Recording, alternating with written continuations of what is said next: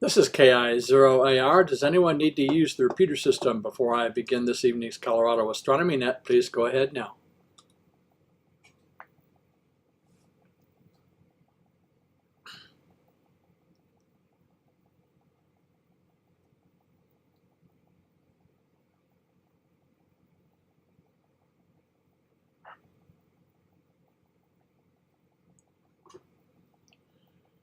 Calling the Colorado Astronomy Net, calling the Colorado Astronomy Net. This is KI0AR. My name is Bernice, and I'll be your net control for this evening's Colorado Astronomy Net.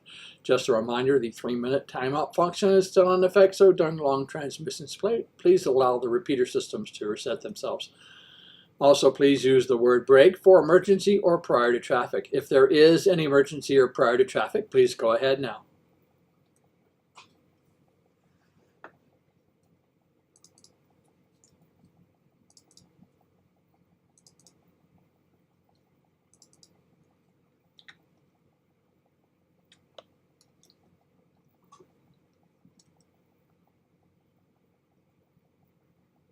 Okay, nothing heard. This is KI0AR net control for the Colorado Astronomy Net. This net meets every Tuesday night at 7 p.m. Mountain Time. That's 0100 Zulu on Wednesdays to discuss topics of an astronomical nature, what's up in the night skies for the week, any other special events that may be of interest to the amateur radio astronomy enthusiasts around the world. Also, this is one of the few nets where your check-in does count. I tally up the numbers and send them off to JPL at the end of each month. It counts as part of their outreach to the general public, of which we are a part. So all check-ins are definitely appreciated. I take check-ins in several ways. If you have NetLogger, I will see your call sign pop up in the AIM window, and I'll get you logged in right away. I also take them, obviously, over the air. I will take them via email. You can send me an email to ki0ar@ki0ar.com. I am also on YouTube as well. So we have some YouTube check-ins tonight. Oh, there we go. We got, looks like we got YouTube and on the radio, so I do appreciate that. And we got, for those of you who are on NetLogger, you can check out the AIM window for any chats that go in there. Same with chats over on chats over on YouTube as well. So look for that. We do have an update from Dave on the new Santara launch in T-minus 35 minutes. So we'll look for that, or anybody that's watching on YouTube or wherever. We'll look for that a little bit later on and be part of the. That'll be part of the rocket report coming up in just a little while. Right now, I'm going to go ahead and let this thing reset and then acknowledge those of you who have checked in via YouTube or NetLogger.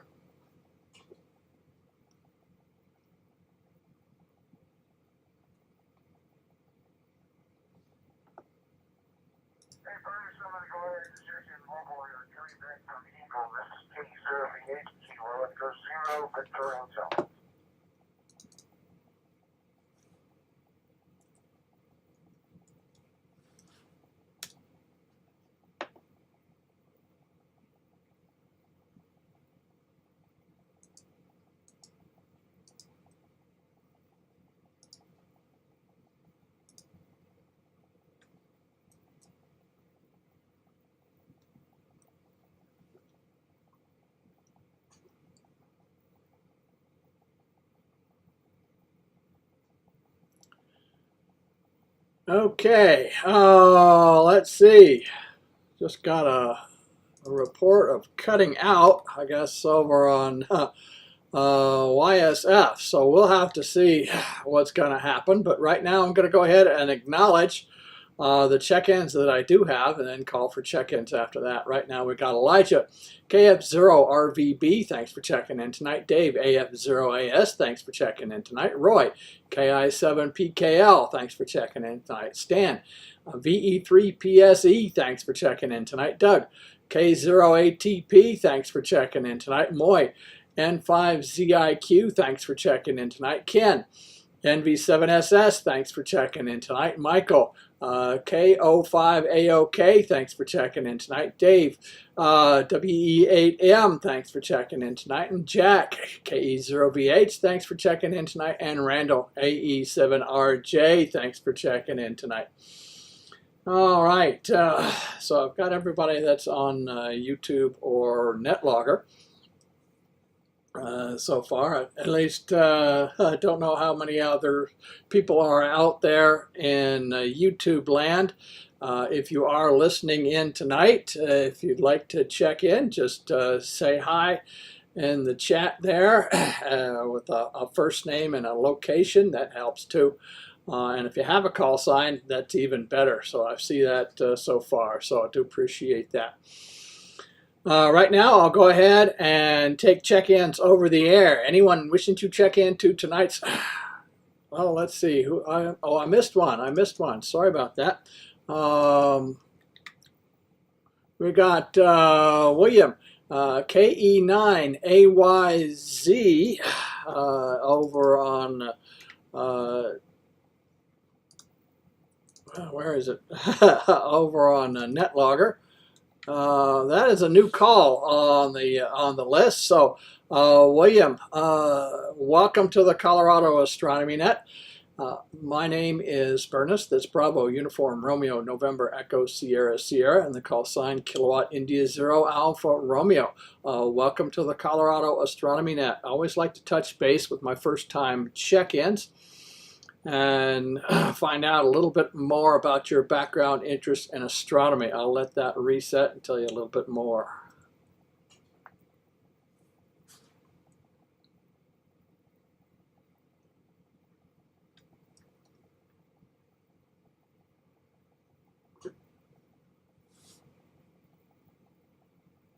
All right, William, welcome to the net. That's, like I said, that's a new call on the list, so thanks for that. I always like to touch base with my new check-ins, find out what is your interest, background in astronomy. Are you just starting out, just in a learning mode, or you've been doing it for 30 years and still in a learning mode as well? Like I've been doing the net for 30 years, and I learn something new every time I do it. So there you go. So William, again, welcome to the net. Tell us a little bit about your background interest in astronomy. KE9AYZ. Go ahead.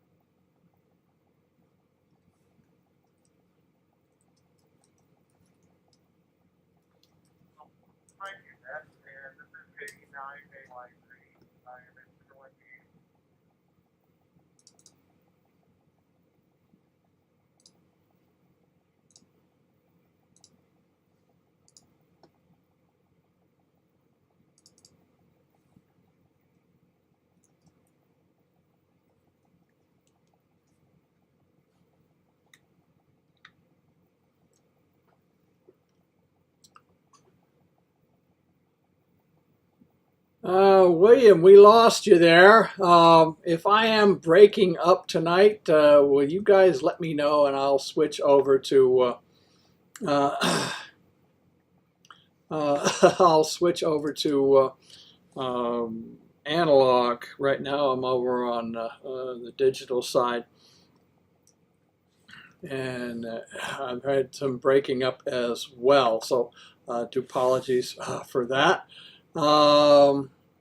Yeah, hearing a noise pop. So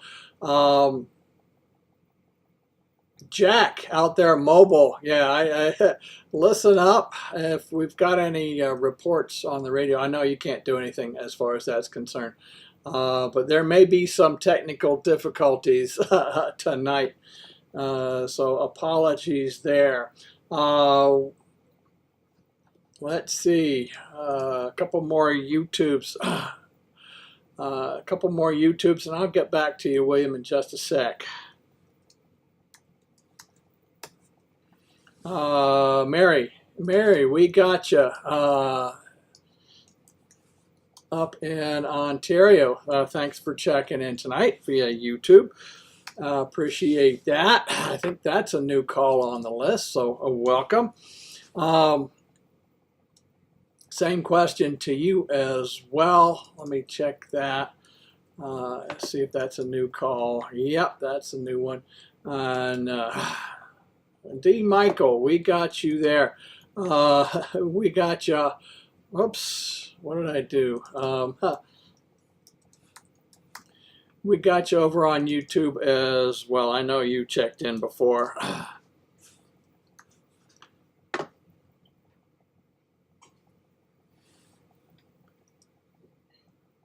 All right, let's see, Mary, I'm glad you're listening in tonight over on YouTube. So you can just mention what your interest background in astronomy over there, whether you're just starting out or you're an experienced stargazer of what have you.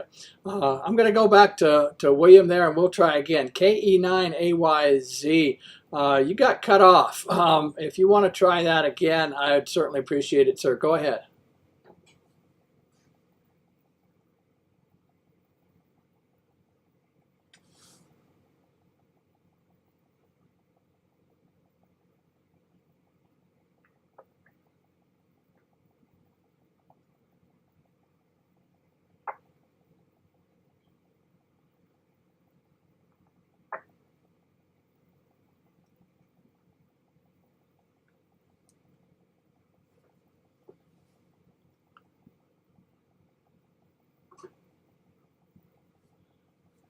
Okay, I know you're out there. I think I heard something very, very faint. I switched back over from wires X to analog and did not hear anything. So, but I'm glad you checked in tonight, and I do appreciate it. And I do see you're over on NetLogger, so if you want to post there what your interests are, that would be great. And I'll pass that along to everybody else as well. And Mary, VE3AOA, that's a new call on the list too. Not experienced, just finding out astronomy fascinating. That's what we like to hear.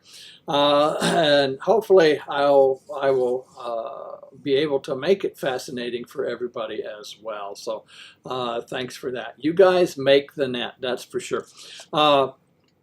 I'll go ahead. Let's see. Oh, well, let's see. We got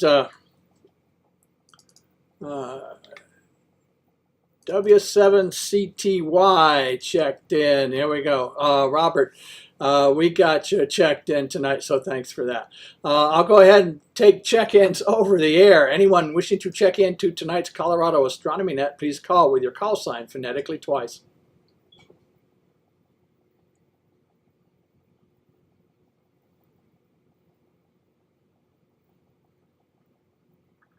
Whiskey 2, Juliet, Lima, Sierra, John, W2, JLS, Carolina.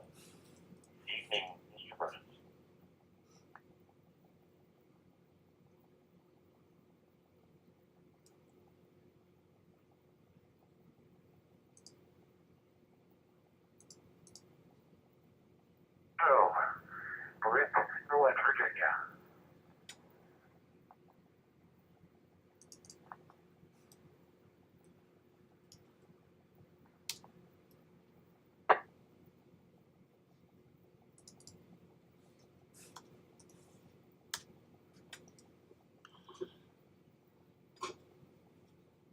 Echo, good morning to you, Lincoln.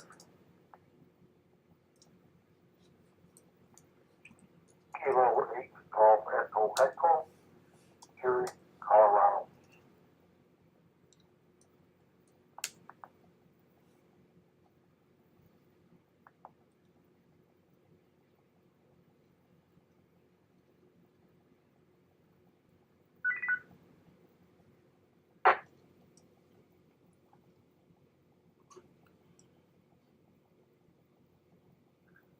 Okay, those three check-ins I did not hear over on Wires X for some reason. So I switched over to analog, so I'm switching over there now. Hopefully, it may be a little rougher copy, but hopefully I'm solid as opposed to being broken up. I was getting some other feedback over there as well, so apologies. Rip, we got you on the list. K3XO, thanks for checking in tonight. Graham, MM1DEA, always glad to hear from you from Scotland there, staying up late with us tonight, so I do appreciate it. K8GEE, Jerry, we got you on the list as well. That's a new call, so welcome to the net. I do believe you said it was Jerry, so we'll get you down there. Welcome to the net tonight. Same question for you as well, K8GEE. What's your interest, background in astronomy? Are you just starting out? You've been doing it for decades or somewhere in between? Please go ahead and share that with us, Jerry. K8GEE. This is KI0AR Net Control for the Colorado Astronomy Net. Go ahead.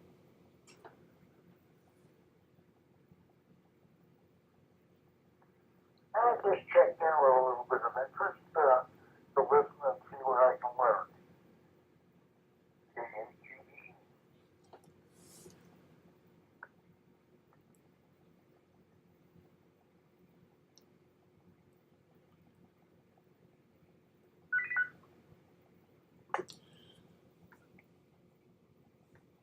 All right, Jerry, welcome to the Colorado Astronomy Net. And for those of you who are new, my name is Bernus. That's Bravo, Uniform, Romeo, November, Echo, Sierra, Sierra, and the call sign, Kilowatt, India, Zero, Alpha, Romeo. I'm going to go ahead and get into the announcements and then the local astronomical news. I'll look for check-ins a little bit later on. If you have YouTube, I'll see you pop over there. And if you have NetLogger, I'll definitely see you there as well, and I'll get you logged in that way. Again, if you're out there listening and don't have either of those, you can send me an email to ki0ar@ki0ar.com. And just let me know your first name, location, and if you have a call sign, I'll get you on the list that way as well. So I do appreciate all the ways that we can check into the net tonight. And if you're nowhere near a radio or a computer, you can always send me an email tomorrow. That'll work. But right now, announcements. I publish a monthly astronomy newsletter via email and the World Wide Web. If you wish to subscribe to the email version of my newsletter, please send me an email to ki0ar@ki0ar.com and request to be put on the list. Or you may visit the website at www.ki0ar.com/astro.html. And at the top of the web page is also a spot where you may see your you'll see a spot where you may enter in your email address and get subscribed to the email version of the newsletter as well. If you don't want to remember all that, just Google my call sign. You'll see links to the web page and the newsletter, plus a whole lot more. I also volunteer with a youth group called the International Association for Astronomical Studies youth group that meets on Strasburg, Strasburg, Colorado on Friday evenings from 6 until 8 p.m.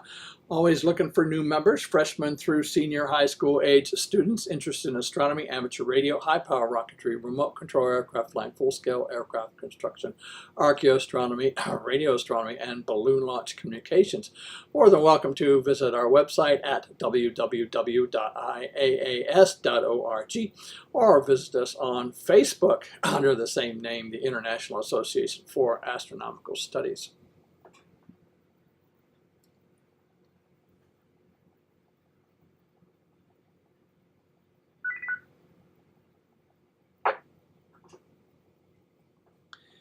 And the IAAS also has a club call sign, which is K0AAS.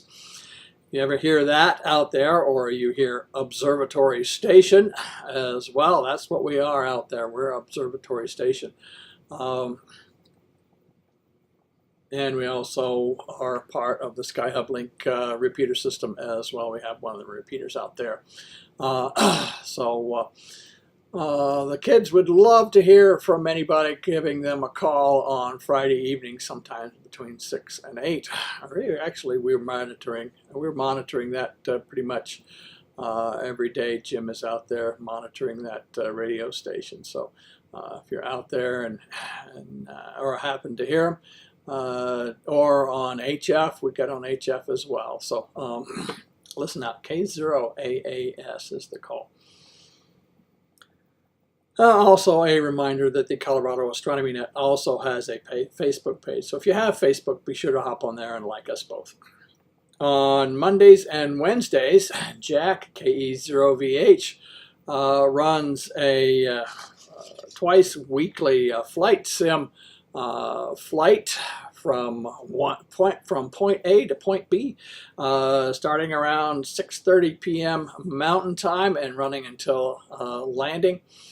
Always an interesting flight to join Jack on his flight simulations. Captain Jack Flight Sim, CapnJackFltSim. That's over on YouTube. Got a great bunch of guys, both amateur radios, non-amateurs, a lot of flight simmers as well. If you're interested in flights and flight sims and things like that, definitely check that out. And we definitely do have fun with Jack on his flights when he has. He's been busy this summer, so you'll have to check with that to see when his next flight is. I don't know exactly when. But usually they're on Mondays and Wednesdays at 6:30. That's it for the announcements. This is KI0AR Net Control for the Colorado Astronomy Net.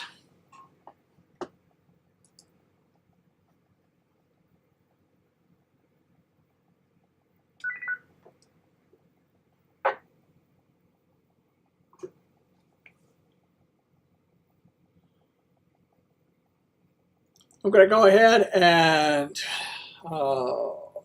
get into the local astronomical news for this 9th day of September. Start off as usual with the phases of the moon. We had a full moon on the 7th. Got a last quarter moon coming up on the 14th. Got a new moon on the 21st and a first quarter moon on the 29th.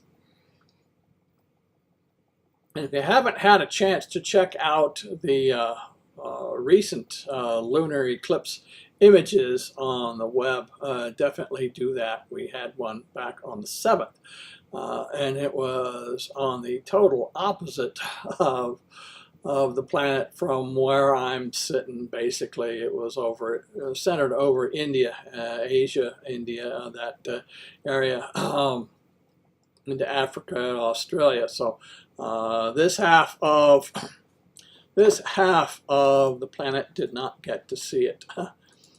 But there's lots of pictures out there of the recent eclipse, that's for sure. The moon will be at perigee, its closest approach to the Earth this month, on the 10th. It will be 226,662 miles from Earth. The moon will be at apogee, its farthest point away from the Earth this month, on the 26th. It will be 251,996 miles from Earth.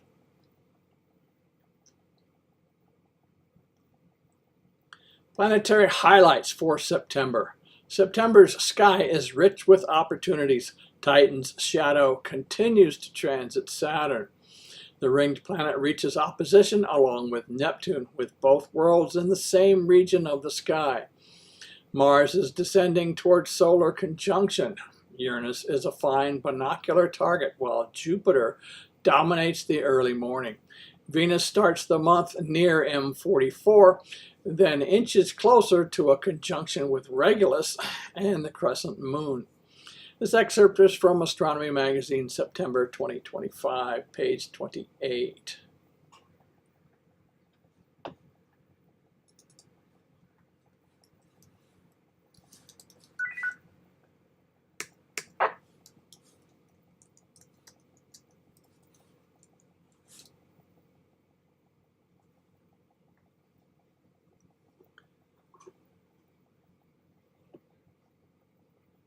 On with the planets. We got Mercury. Mercury is at superior conjunction on the 13th, which means it's behind the sun relative to us. It's on the opposite side of the sun. When it is at inferior conjunction, that means it is between us and the sun. It's in conjunction between us and the sun at that time. So it will be transitioning from the morning sky to the evening sky later in the month, after the 13th. Let's see. Mercury is rising about 6:22 a.m. this week, and that's just about 15 minutes before the sun, so we're not going to see Mercury for the rest of the next couple of weeks. After conjunction, Mercury returns to the evening sky, setting about 7:13 p.m. by month's end. Mercury is visible about 30 minutes before sunrise, just above the eastern horizon. During the first week of the month, and about 30 minutes after sunset to the west during the last week of the month. Mercury moves from the constellation of Leo into Virgo, shining at magnitude minus 1.3 on the 1st.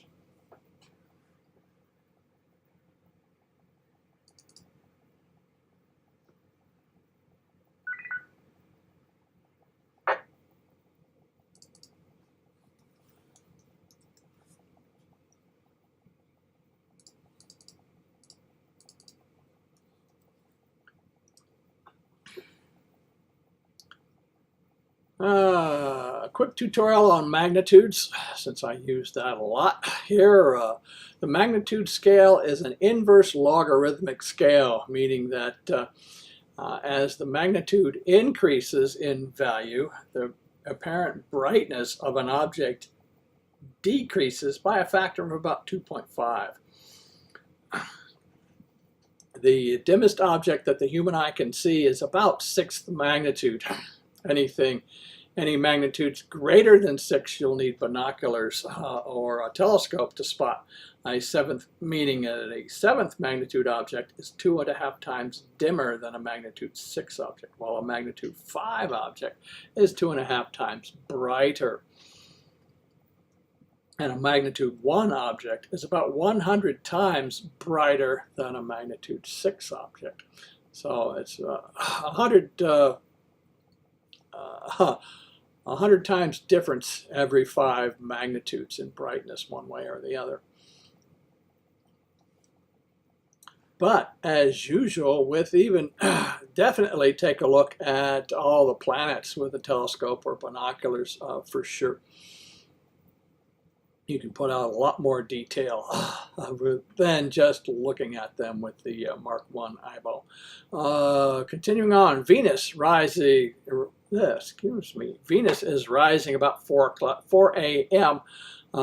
This week. Look for Venus to the east-southeast about an hour before sunrise.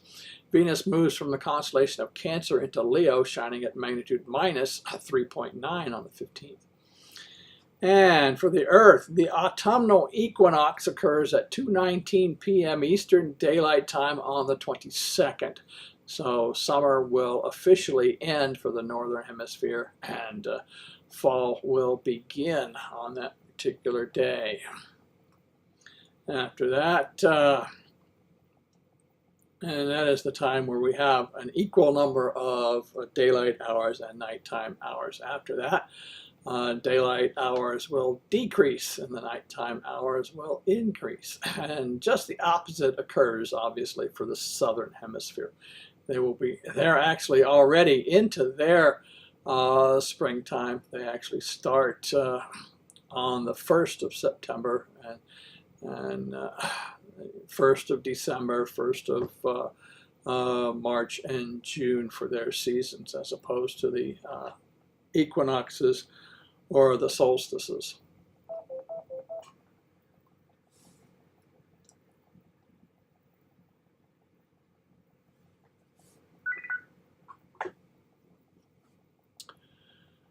Mars is setting about 8:30 p.m. this week. Look for Mars low to the west in the evening about 30 minutes after sunset.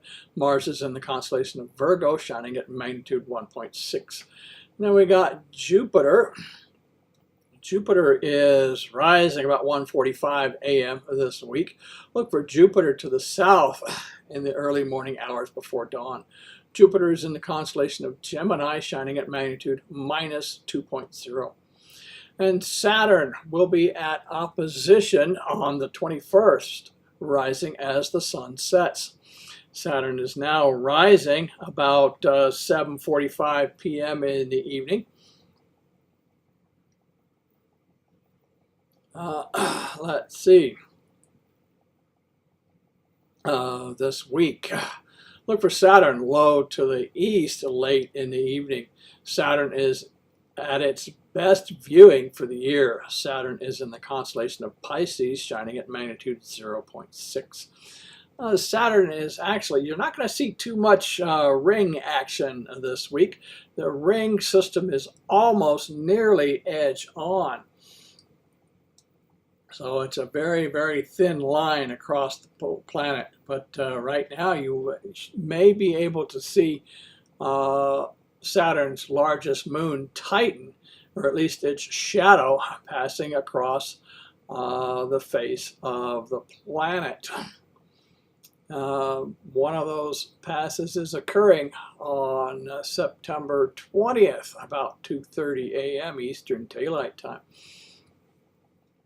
So for you night owls, stay up late and check that out. For here, it's 12:30 a.m. On that particular evening. But always interesting to watch transits of the moons across the face of Jupiter and Saturn for sure. This, of course, obviously over Saturn.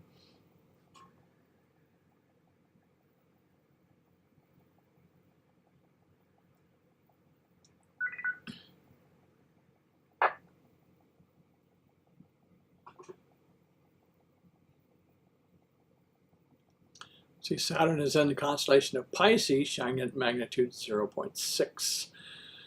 We got Uranus is rising about 10:25 p.m. this week. Look for Uranus to the southeast in the late evening. Uranus is in the constellation of Taurus, shining at magnitude 5.7. Then we got Neptune will be at opposition just 2 days after Saturn on the 23rd, rising as the sun sets. Neptune now is rising about 7:45 p.m. in the evening.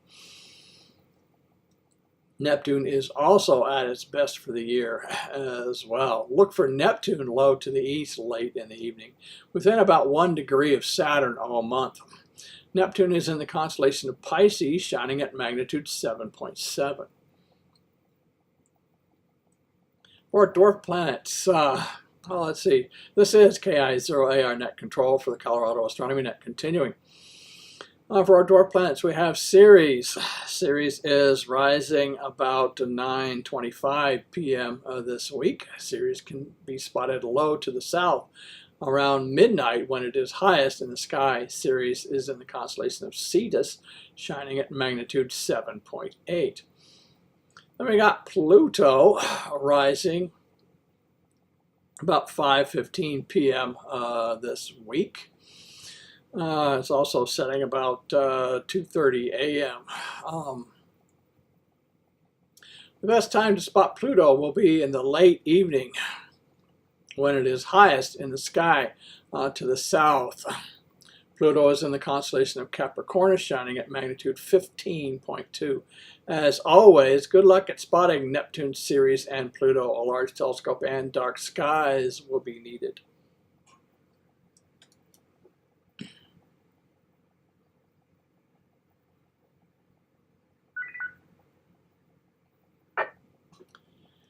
And right now, just past the full moon, Pluto will be nearly impossible to spot, especially with smaller scopes. And I mean I have an 8-inch scope, and that will not see Pluto.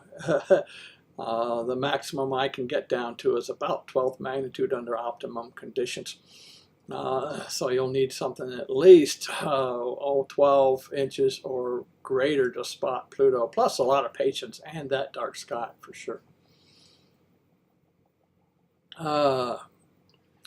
Meteor showers. No major meteor showers are active in September, so we enter a bit of a lull after the excitement of August. Meteoric dust from thousands of comets passing over the eons is visible before dawn as the zodiacal light, as sunlight reflecting off the dust creates a faint glow. You'll need a very dark eastern horizon with no streetlights nearby. Higher elevations get a better view too.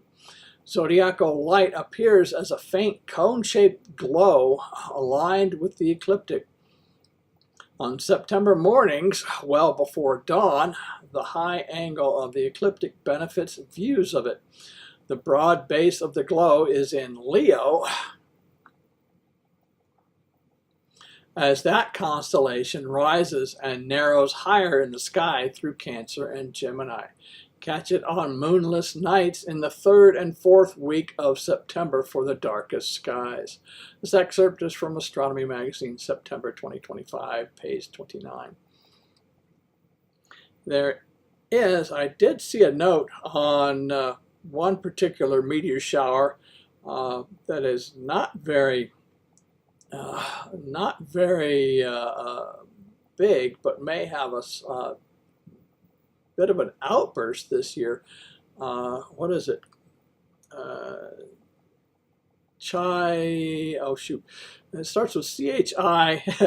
I'll have to look that up again a little bit later on, but about mid-month, see if you might be able to see some of those meteors. So it may have a little bit more activity than this article predicts. So, but under at night, dark skies, always get out there and see if you can see some meteors streaking through. You may be pleasantly surprised.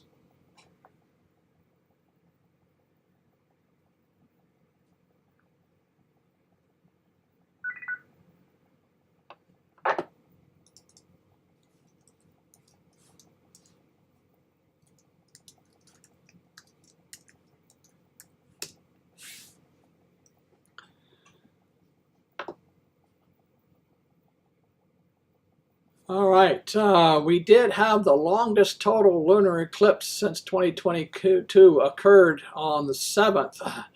Definitely check out images on the net for that. Totality covered Australia, Asia, Africa, and parts of Europe. Around 85% of the world's population had a chance to see that particular eclipse. We got a partial solar eclipse occurring on the 21st. This eclipse is visible from New Zealand, plus a thin strip of Australia's eastern coast, various Pacific islands, and parts of Antarctica. So if you're traveling south, way south, around the 21st, you might be able to see that partial eclipse. But again, look on the web for images of that particular event. And that's it for the local astronomical news. This is KI0AR Net Control for the Colorado Astronomy Net. And an update, we'll have an update on the launch. The new Centaur Lima Attempt 2 was scrubbed again due to weather. So we'll talk about that in the rocket report coming up in just a few minutes. But right now, I'm going to go ahead and pause to see if there are any more check-ins. First, I'll acknowledge Andrew, KF0UFO. Thanks for checking in tonight. I appreciate that. Anyone else wishing to check into tonight's Colorado Astronomy Net? Call with your call sign phonetically twice.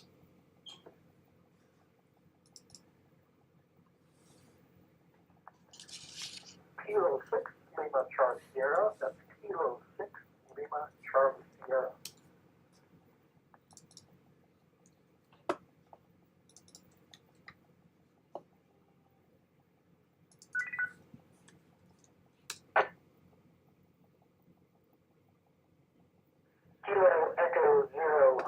Hotel Delta Hotel, Kilo Echo Zero, Hotel Delta Hotel.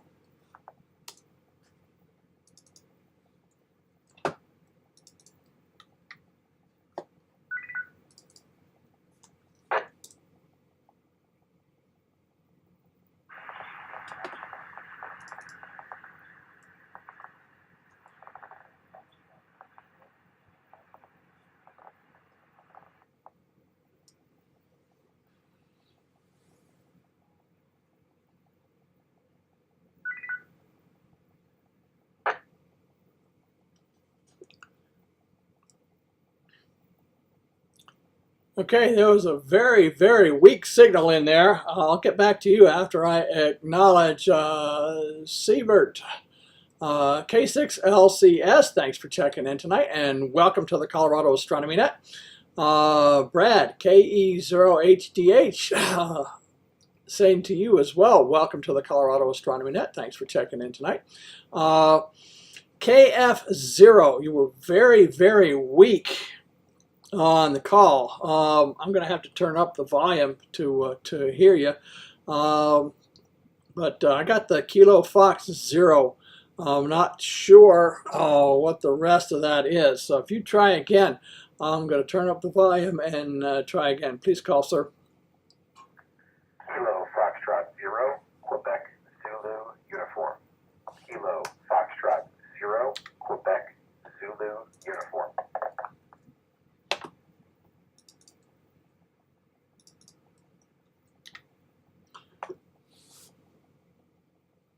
Okay, Michael, we got it that time. Oh, that's a new call on the list. So welcome to the Colorado Astronomy Net. KF0QZU. Let's see, did I talk to Gerald? Jerry. He was the new call on the list, but I want to make sure for the new calls that I haven't talked to yet.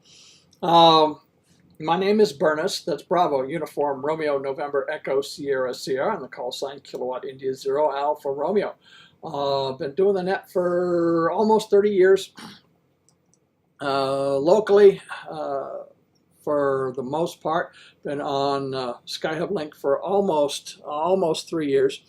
And now it's global.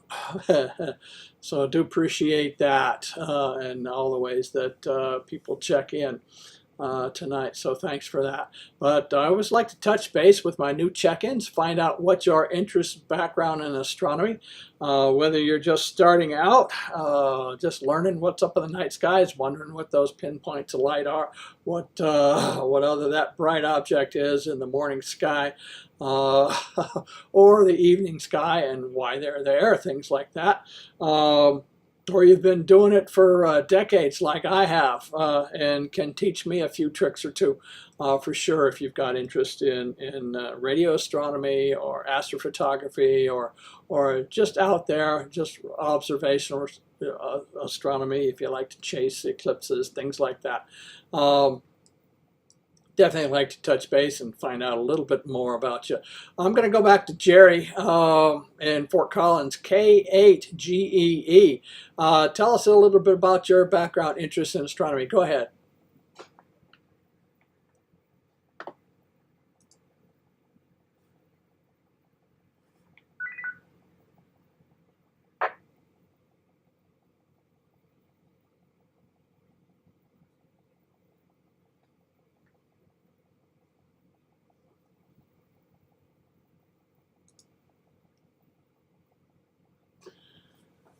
Okay, Siebert, next question. Yeah, correct me on the name if I got it mispronounced there. It's showing up from QRZSIVERT. K6LCS, welcome to the Colorado Astronomy Net. Tell us a little bit about your background interest in astronomy. Go ahead.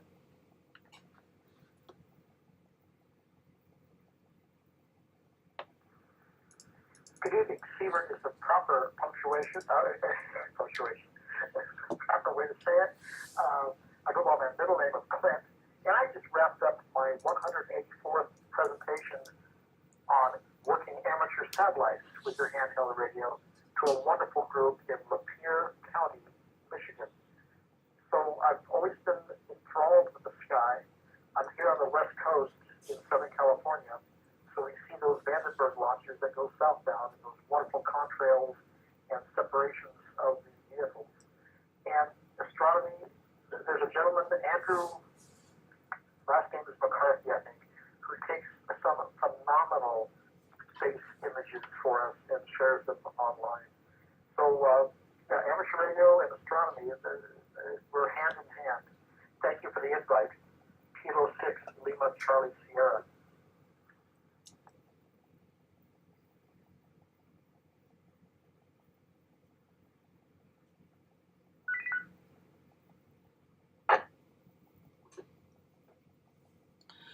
All right, Clint, welcome.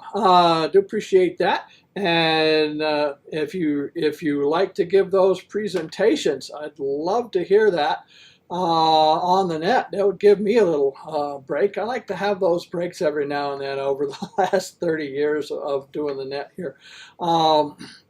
And let someone else give a nice presentation, question and answer, things like that. So if you'd like, definitely, now that you're part of the family, do appreciate that for sure. I myself a solar system ambassador. I don't know if you're one of those, but definitely welcome. I'll have to look that up just in case, but definitely you can get in touch with me. Yes, send me an email via my email address on QRZ, and let me know if you'd like to do a presentation like that in the future.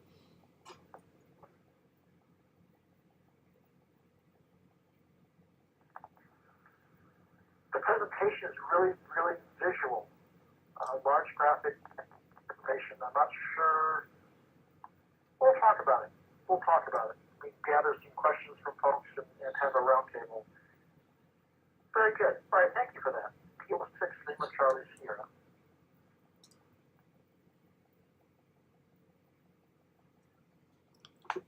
Sierra. You bet, Clint. Yeah, it is tricky combining an audio medium with a visual medium, especially when it's just audio, like it is here tonight. I branched out this year and gotten on YouTube, done some presentations over there, but it's just me sitting here talking on the radio for the most part.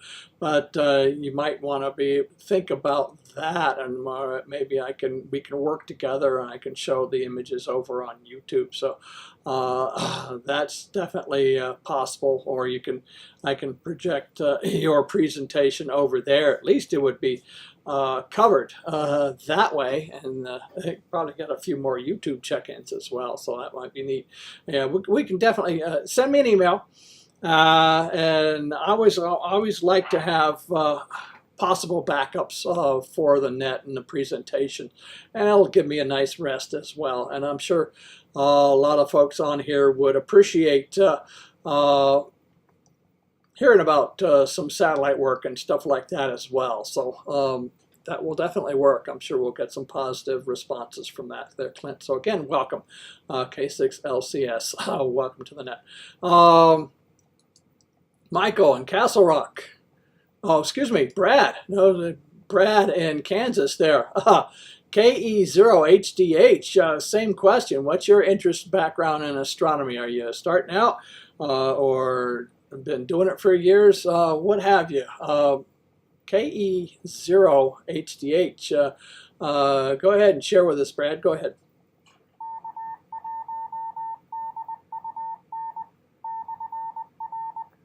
KE0HDH, I'm not, I haven't been way into astronomy, but I know, as I was growing up, I always listened to Stardate every morning. That was exciting. And my son and I went down with the rest of the family, and we went and saw the solar eclipse in totality, and that was a really neat experience. And actually, he's right here with me, so I wanted to show him how all this works. So I think he's enjoying it. Hi. He's 8 years old. So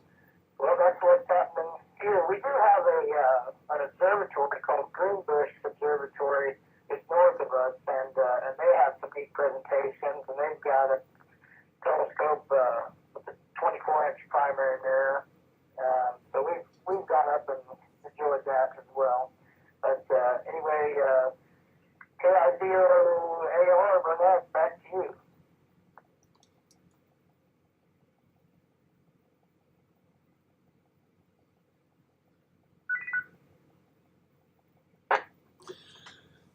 All right, Brad, welcome to the net. Thanks for that. And welcome to your secondary traffic there. Hello, I should say hi. I heard you in there, so welcome to the net as well. Thanks for that. Yeah, stay tuned and learn about ham radio from Brad there. And we'll have you checking in soon enough. So again, yeah, definitely. This is a learning net, so I got all levels of experience and it's on here, and I definitely like to take advantage of all of that, all the way around. Next is Michael down in Castle Rock, KF0QZU. Good evening to you, Michael. Welcome to the Colorado Astronomy Net. Tell us a little bit about your background interest in astronomy. Go ahead. Good evening, and thanks for hosting, and good evening to everyone on the net. My background in astronomy is purely recreational. Took a few courses up at CU Boulder while I was up there in engineering school, and have always just been fascinated with the sky, and enjoy ham radio as well, and those two paths have crossed here. I've listened to the net enough times in pieces here and there on Tuesday nights that figured it was time to check in.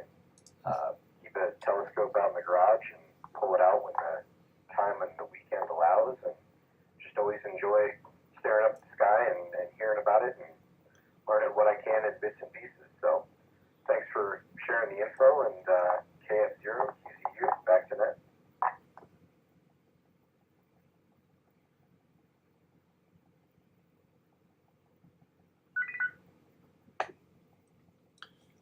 All right, Michael, again, welcome to the net. Yeah, get that scope out.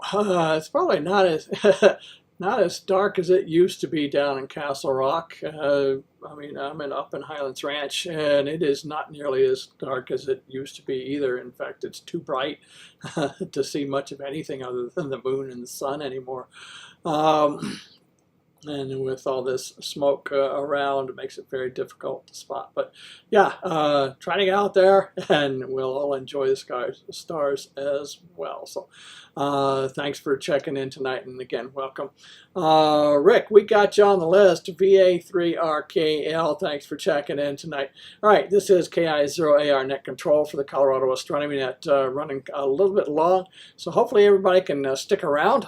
We got some interesting long rocket report tonight, and an interesting bulletins here tonight as well. So please stick around. I do go down the list after the rocket report and talk with everybody. So the new check-ins, please stay if you can. If you've got any questions, that's our question and answer period after we finish the rocket report. So stay tuned for that.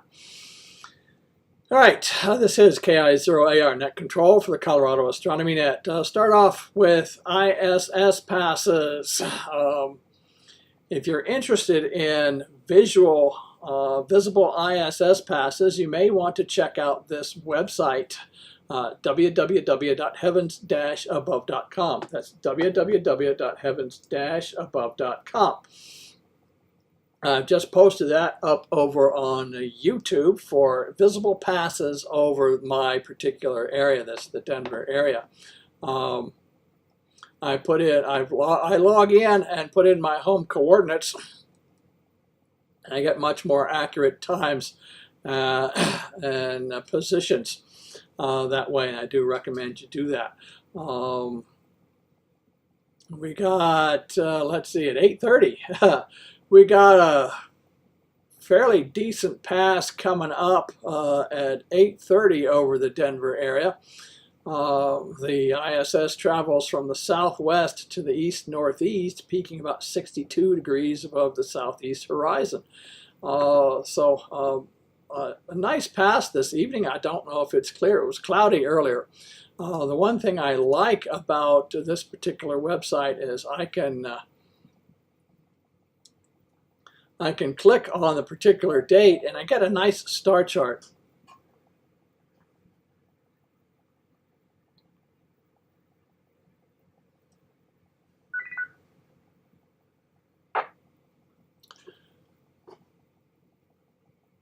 I got a nice big star chart that I can print out on a nice 8.5 by 11 sheet of paper, as opposed to looking at a small image on a cell phone or even an iPad or something like that. A little bit better on an iPad, but as opposed to just trying to figure out where it's coming from.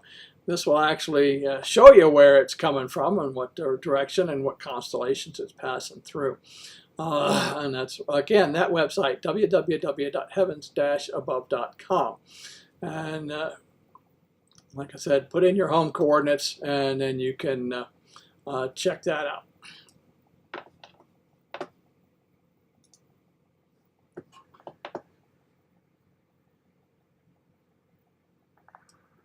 LCS.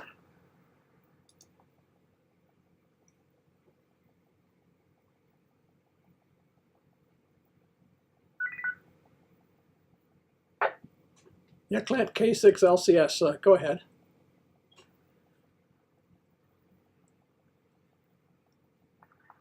As it goes over you, listen to the crossband repeater on 437.800, 437.800, and just hearing amateur radio traffic aboard the ISS qualifies you for that gorgeous ISS QSL card.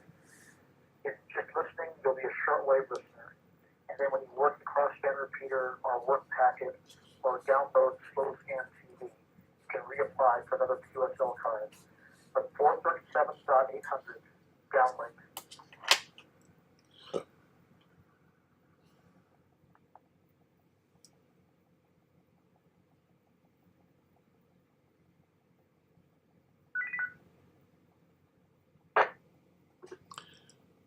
Okay, Clint, I do appreciate that. Thanks for that. Thanks for adding on to the bulletin there. And that's why I have you guys out here to help me along, especially if it's apropos for what I'm discussing right now. All right, and that's it for that bulletin. Check out 437.800 for the downlink on the ISS there. So I knew there was a reason I had you check in tonight, Clint. Appreciate that. Let's see, get into the bulletin for this evening. This article is from Jet Propulsion Laboratory dated September 9th. NASA study, celestial accident sheds light on Jupiter-Saturn riddle. An unusual cosmic object is helping scientists better understand the chemistry hidden deep in Jupiter and Saturn's atmospheres and potentially those of exoplanets. Why has silicon, one of the most common elements in the universe, gone largely undetected in the atmospheres of Jupiter, Saturn, and gas planets, like them orbiting other stars? A new study using observations from NASA's James Webb Space Telescope sheds light on this question by focusing on a peculiar object that astronomers discovered by chance in 2020 and called the accident. The results were published on September 4th in the journal Nature.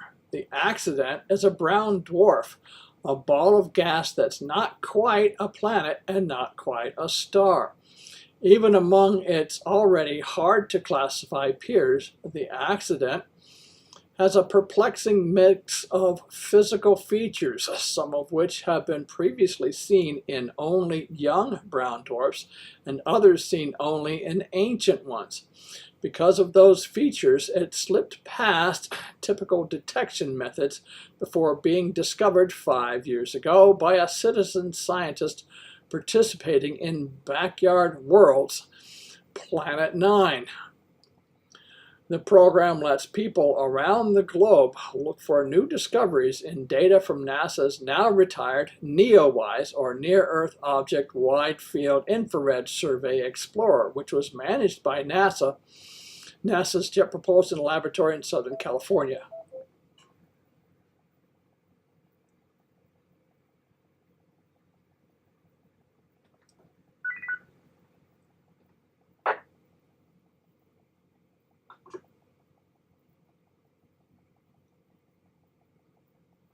The accident is so faint and odd that researchers needed NASA's most powerful space observatory, Webb, to study its atmosphere.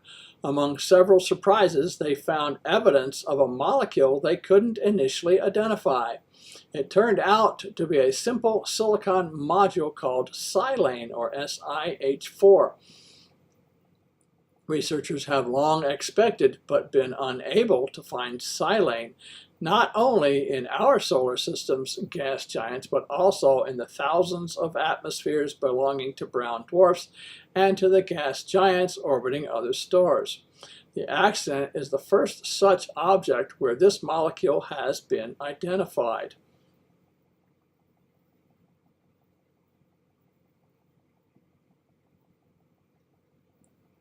Scientists are fairly confident that silicon exists in Jupiter and Saturn's atmospheres, but that it is hidden. Bound to oxygen, silicon forms oxides such as quartz that can seed clouds on hot gas giants, bearing a resemblance to dust storms on Earth.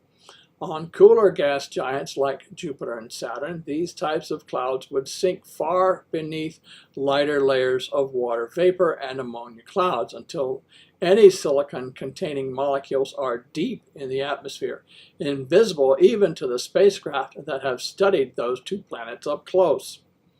Some researchers have also posited that lighter molecules of silicon like silane should be found higher up in these atmospheric layers, left behind like traces of flour on a baker's table.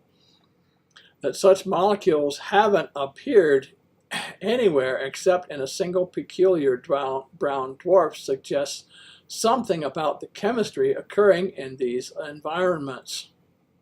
Sometimes it's the extreme objects that help us understand what's happening in the average ones, said Faherty, a researcher at the American Museum of Natural History in New York City and lead author on the new study.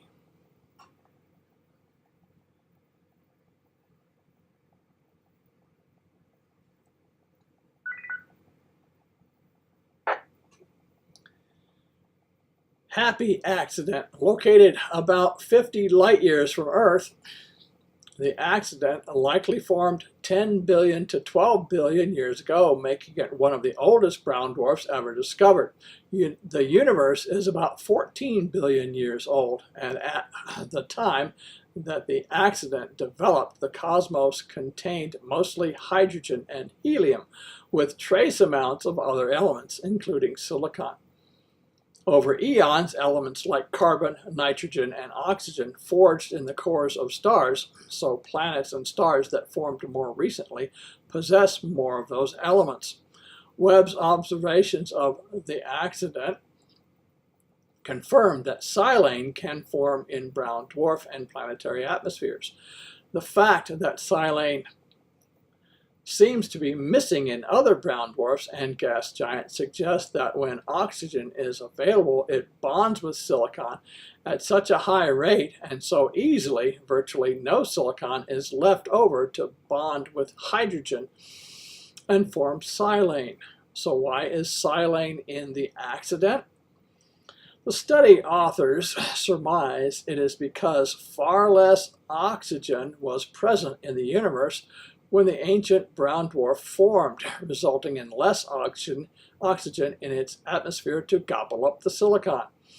The available silicon would have bonded with hydrogen instead, resulting in silane. We weren't looking to solve a mystery about Jupiter and Saturn with these observations, said JPL's Peter Eisenhart, project scientist for the WISE, Wide Field Infrared Survey Explorer mission. which was later repurposed as NEOWISE. A brown dwarf is a ball of gas like a star, but without an internal fusion reactor. It gets cooler and cooler, with an atmosphere like that of gas giant planets. We wanted to see why this brown dwarf is so odd, but we weren't expecting silane. The universe continues to surprise us.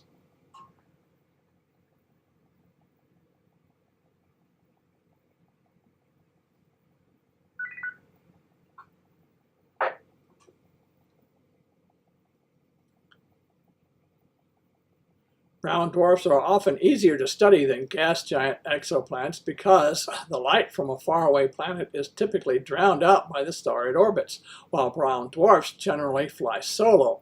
And the lessons learned from these objects extend to all kinds of planets, including ones outside our solar system that might feature potential signs of habitability. To be clear, we're not finding life on brown dwarfs, said Faherty. But at a high level, by studying all of this variety and complexity in planetary atmospheres, we're setting up the scientists who are one day going to have to do this kind of chemical analysis for rocky, potentially Earth-like planets. It might not specifically involve silicon, but they're going to get data that is complicated and confusing and doesn't fit their models, just like we are. They'll have to parse all those complexities if they want to answer those big questions. More about WISE and Webb. A division of Caltech, JPL managed and operated WISE for NASA's Science Mission Directorate. The mission was selected competitively under NASA's Explorers program managed by the agency's Goddard Space Flight Center in Greenbelt, Maryland. The NEOWISE mission was a project of JPL and the University of Arizona in Tucson, supported by NASA's Planetary Defense Coordination Office. For more information about WISE, go to https://www.nasa.gov/mission_pages/wise/main/index.html. The James Webb Space Telescope is the world's premier space science observatory and an international program led by NASA with its partners ESA, the European Space Agency, and CSA, the Canadian Space Agency. To learn more about Webb, visit https://science.nasa.gov/web. And that's it for the bulletins for this evening. This is KI0AR Net Control for the Colorado Astronomy Net.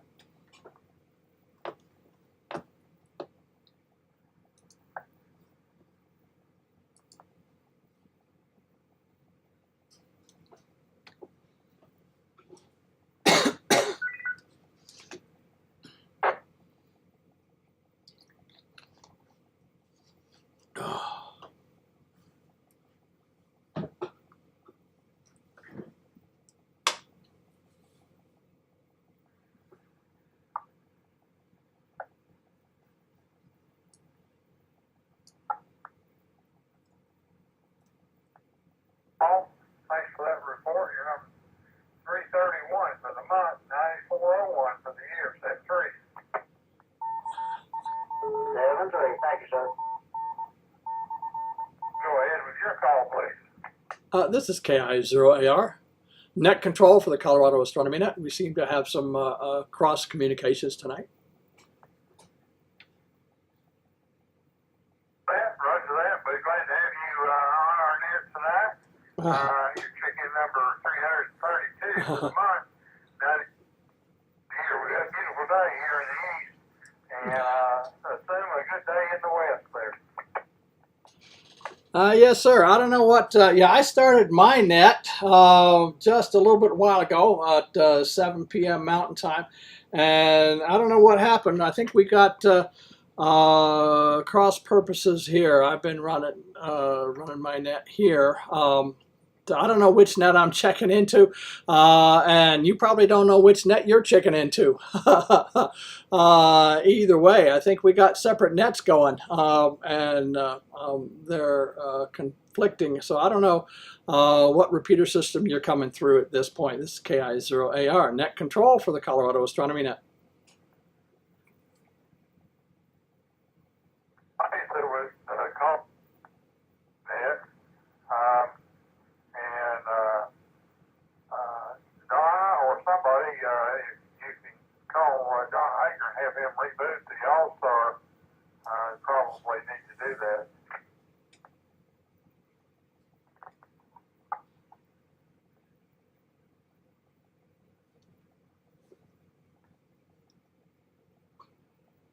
Yeah, I'm not sure what's going on. Yeah, yeah, I don't want to interrupt your net, and I'm sure you don't want to interrupt my net as well. But but I know we'd both like to have each other checking into their nets, but we don't want to have conflicting nets there.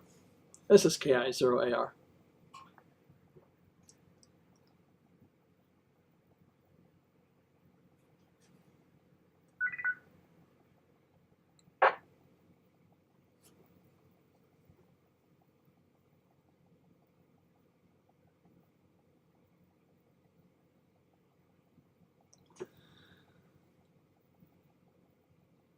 Okay, if anybody on the SkyHub Link system can figure that out, give me a call. This is KI0AR, net control for the Colorado Astronomy Net.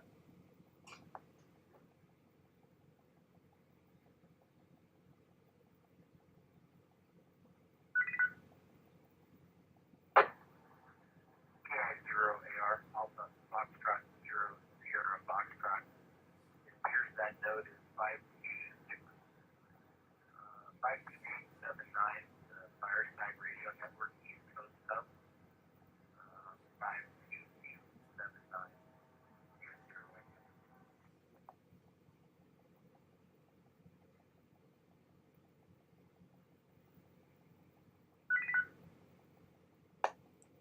Yeah, 0SF, gotcha. I don't know if we want to, somebody is either connected into the Fireside node, but we don't want to have two different nets running at the same time on the same frequencies, same sets of repeaters. It gets a little bit confusing as to who's doing what to who.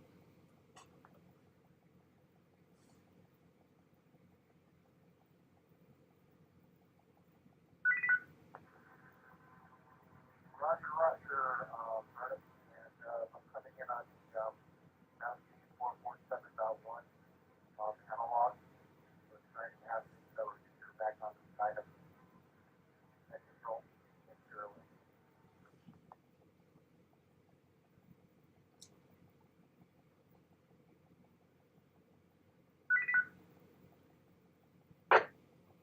You bet. Yeah.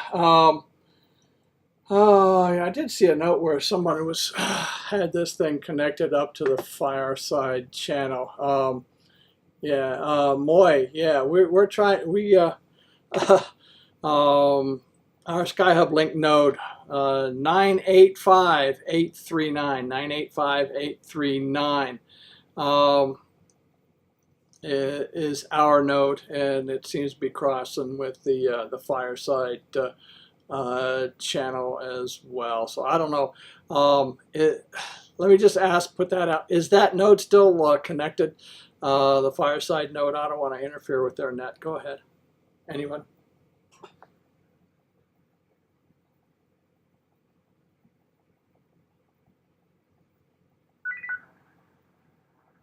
Yeah, Roger, Brennan is still active on the dashboard and appears to have a good connection. It's transmitting mode. Back to you, Mr.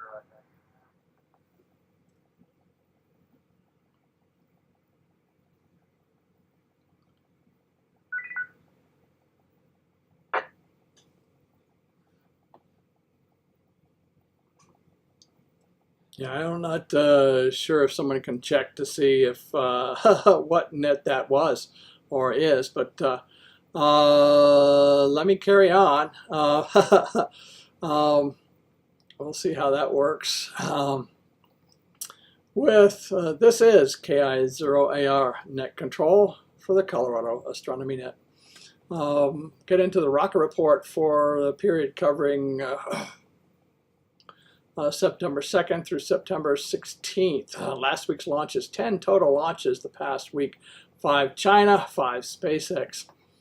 Tuesday, September 2nd at 21:51 Mountain Daylight Time, SpaceX successfully launched Starlink Group 17-8 from Vandenberg Space Force Base, California. The Falcon 9 rocket ushered 24 Starlink version 2 minis to a high inclination sun synchronous orbit. It was a brand new booster B1097's maiden flight and the 500th successful recovery of a Falcon 9 booster.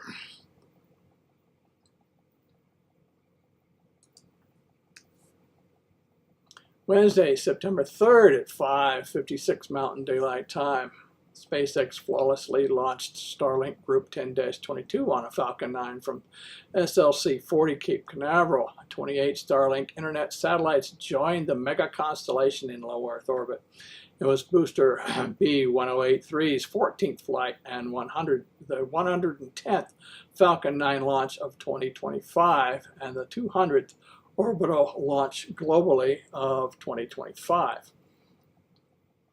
Thursday, China Aerospace and Science Corporation, CASC's Xi'an 29 mission blasted off from LC-2 at the Xichang Satellite Launch Center on a Long March 3C/YZ-1 rocket. This single satellite is headed to geostationary orbit and is for space environment detection.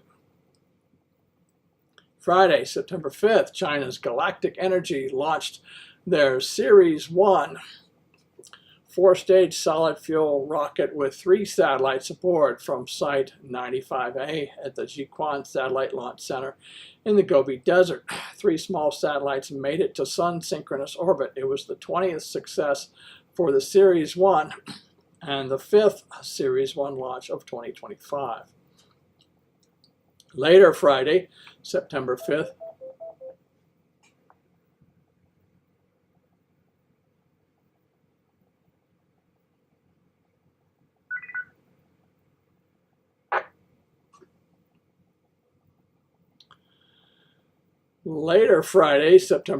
SpaceX launched Starlink Group 10-57 from pad LC-39A at the Kennedy Space Center, Florida. Another 28 Starlinks went to LEO. It was booster B1069's 27th flight. Saturday, September 6th, China Aerospace and Science Corporation CASC Long March 6A rocket lifted off from LC-9A, Taiwan Satellite Launch Center, China. The Long March 6A took the Yaogan 40 Group 3 mission of 3 satellites to a polar orbit. China reports the 3 satellites are for electromagnetic environment probing.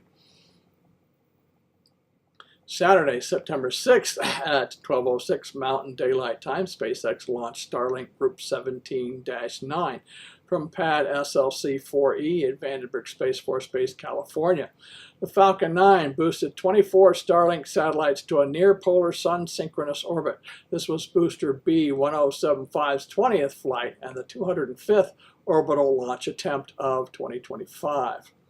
Yesterday at 13:45 Mountain Daylight Time, China rocket launched the Geely Constellation Group 05 mission on a Zhilong 3 Smart Dragon rocket from the barge in China's coastal waters called the Oriental Spaceport Launch Ship Area 1. The Geely constellation is a LEO constellation of communications satellites for testing autonomous driving and inter-vehicle communications services. Also yesterday, Monday, September 8th, China Aerospace and Science Corporation successfully launched the top-secret Yaogan 45 military remote sensing satellite on a Long March 7A rocket to medium Earth orbit. The mission launched from the Wenchang Space Launch Site, China.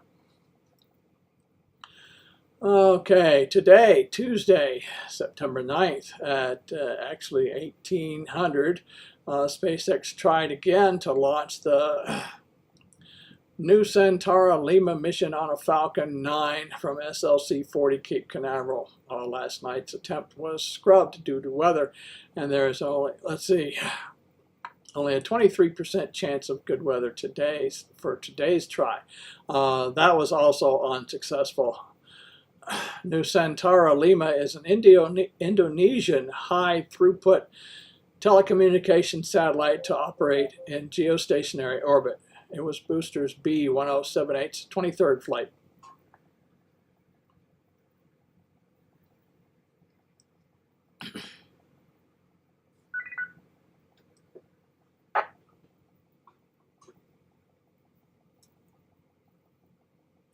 This is KI0AR Net Control for the Colorado Astronomy Net. Continuing upcoming launches next week. 6 launches on the docket so far for this week.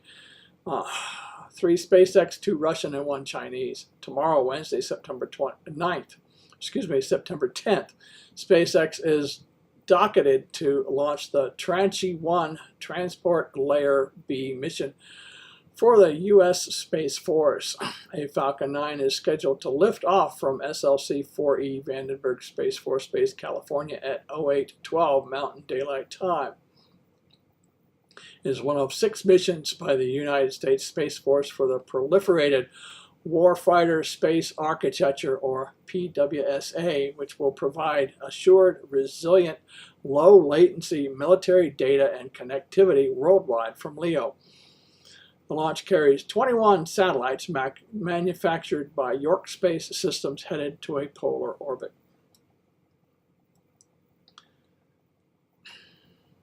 Thursday, September 11th at 09:54 Mountain Daylight Time, Roscosmos is on the manifest to launch the Progress MS-23 resupply mission on a Soyuz 2.1 rocket from the Baikonur Cosmodrome in Kazakhstan to the International Space Station. The Progress cargo capsule will deliver 7,208 kilograms of food, water, and science experiments to the ISS. This will be the 185th flight of a Progress. Friday, September 12th at 20:30 Mountain Daylight Time, Russia is scheduled to launch the GLONASS K-1, an 18L mission on a Soyuz 2.1B frigate M VKS-RF rocket from the Plesetsk Cosmodrome, Russia. GLONASS-K is the latest satellite design intended as part of the Russian GLONASS radio-based satellite navigation system orbiting in medium Earth orbit. Saturday, September 13th, we return to SpaceX launches for the rest of the week. At 09:13 Mountain Daylight Time, SpaceX intends to launch Starlink 17-10 from Vandenberg Space Force Base.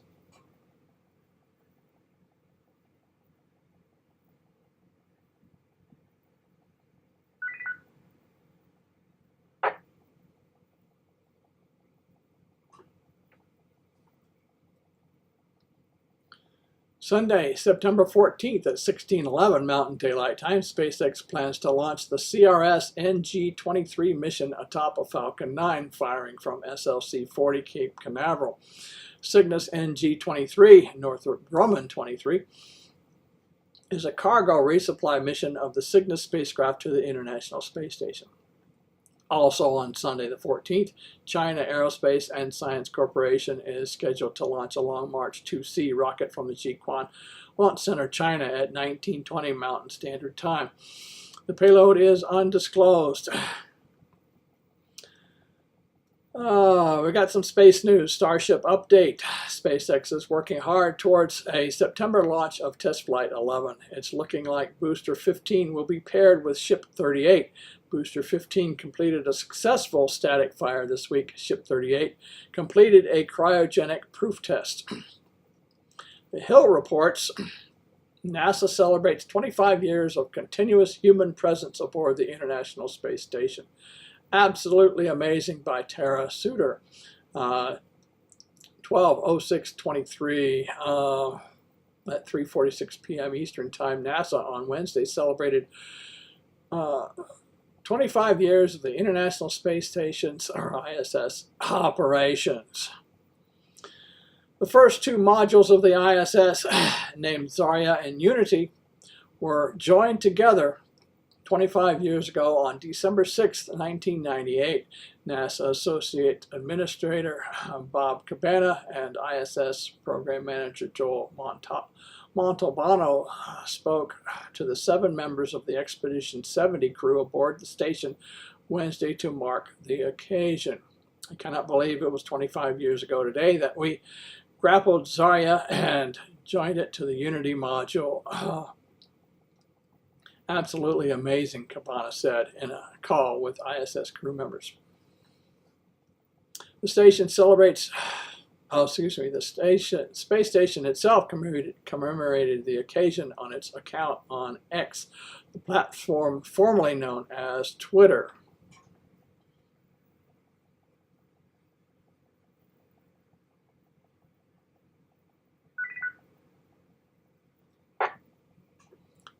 This is a little bit dated here. The space station celebrated 25 years on orbit, I guess back in December, as the EXP-70 crew conducted aging mental health and cognition research while continuing ongoing cargo operations, the station said in a Wednesday post. Back in September, the international crew of astronauts known as Crew 6 returned home from a mission from the ISS. The crew featured two NASA astronauts, Stephen Bowen and Woody Hobart, United Arab Emirates astronaut Sultan Al-Nayati, and Roscosmos cosmonaut Andrei Fedyaev. After spending 6 months aboard the International Space Station, logging nearly 79 million miles during their mission and completing hundreds of scientific experiments for the benefit of all humanity, NASA SpaceX Crew 6 had returned home to planet Earth. NASA Administrator Bill Nelson said in an announcement, the three-nation crew demonstrated humanity's shared ambition to reach new cosmic shores. The contributions of Crew 6 will help prepare NASA to return to the moon under Artemis, continue onward to Mars, and improve life here on Earth, Nelson continued. There's actually more to this, but we're running kind of long tonight, so I'm just going to pause here and check out the link to the rocket report. I'll post that on NetLogger as well as YouTube for that link, and you can check that out and read more about that.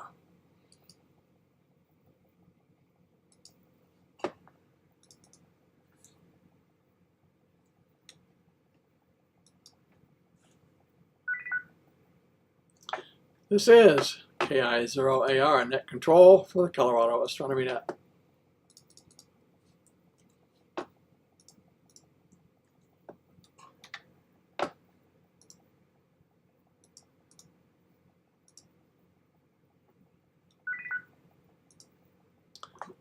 Okay, I've just posted the link to the weekly rocket report on the YouTube website, as well as the AIM window on NetLogger.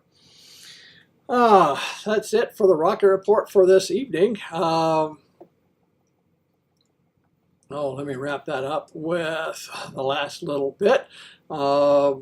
W6RDZ Rocket Man Ed wishes you a good night and nominal flight. And now back to me, Starman Burnus, KI0AR Net Control for the Colorado Astronomy Net. I'm going to go ahead and do a quick pause for some more check-ins before we go down the list. Anyone else wishing to check into tonight's Colorado Astronomy Net, please call with your call sign phonetically twice. November 0, Victor Kilo. November 0, Victor Kilo, Lakewood.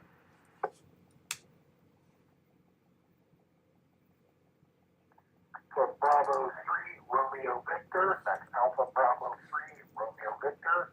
I'm Matt in Philadelphia. I'll be in and out.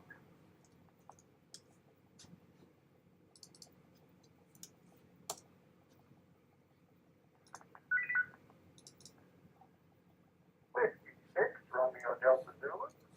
Whiskey 6, Romeo Delta Zulu.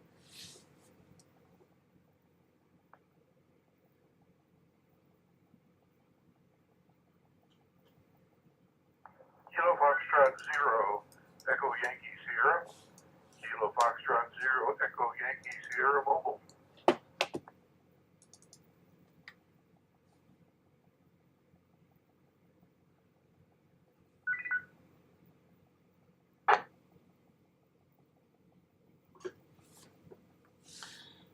All right, nice little flurry of activity there, so thanks for that. Novak, I haven't heard you in ages. Thanks for checking in tonight. N0VK, thanks for checking in tonight. William, excuse me, Bill there.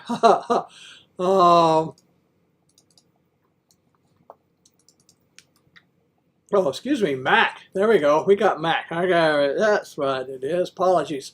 Mac, we got you checked in. AB3RV, thanks for checking in tonight. Ed, W6RDZ, thanks for checking in tonight. Yeah, I kind of cut the rocket report short there a little bit, but no worries. And Paul, KF0EYS, thanks for checking in tonight. All right, we got a long list tonight.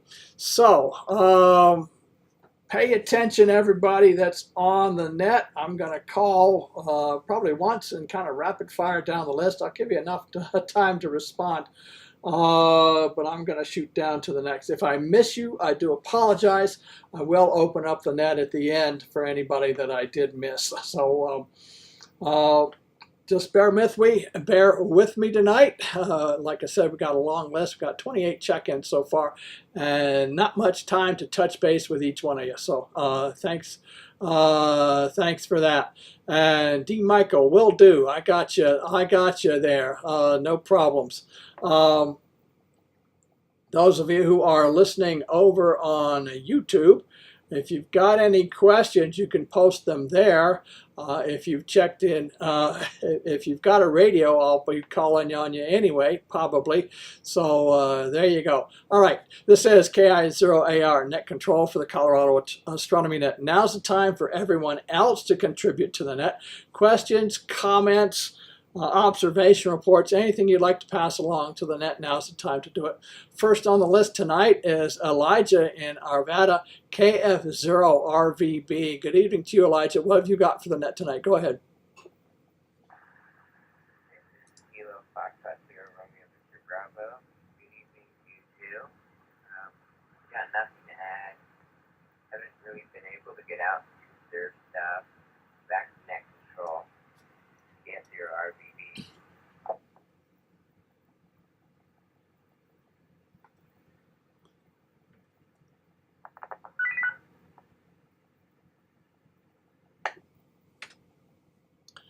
All right, Elijah. No worries like that. No worries. Yeah, I got it to peek at the full moon the other night. My wife actually took a couple of interesting little pictures with her cell phone, but she was up late, so she got some pictures, but I didn't get to see much. Man, it's been so smoky around here. It's been difficult to get any decent viewing, actually. But yeah, appreciate your comments. Appreciate you checking in tonight.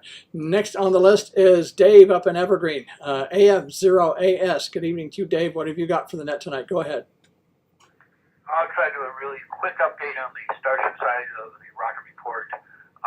This week has been a little hectic at Starbase. They're in the midst of converting the launch mount from booster to Starship configuration, so that it's possibly as soon as this weekend or early next week, they will be ready to static fire Ship 38, the final version 2 Starship, in preparation for Flight 11, the final version 2 launch, which could happen possibly as soon as the end of this month. At this point, they have restored the MacGyver frame over the QD mount, and that's getting its final plumbing in at 11 o'clock tonight, our time and Mountain Time. They have a transport scheduled, which should be the MacGyvered ship mount adapter ring that goes into the booster launch mount.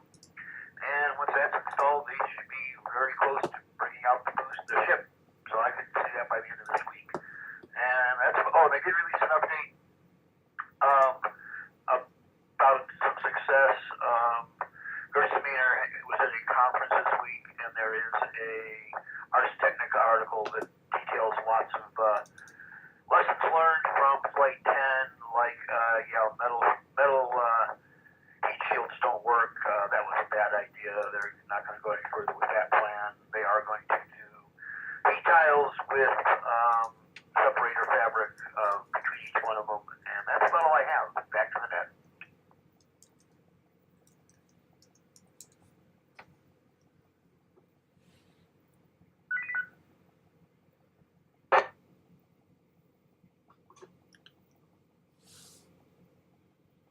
All right, Dave. Thanks for that update. Appreciate your comments. Appreciate you checking in tonight. Next on the list is Roy up in Oregon, KI7PKL. Good evening to you, Roy. What have you got for the net tonight? Go ahead.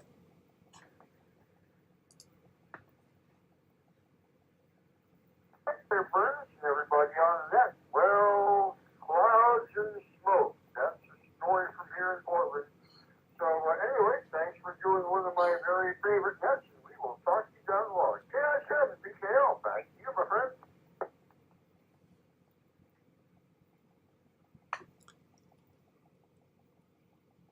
All right, Roy, thanks for that. Yeah, same here. Clouds and smoke, and then smoke and clouds. All right, Roy, appreciate your comments. Appreciate you checking in tonight. Next on the list is Stan up in Ontario. VE3PSE. Good evening to you, Stan. What have you got for the net tonight? Go ahead.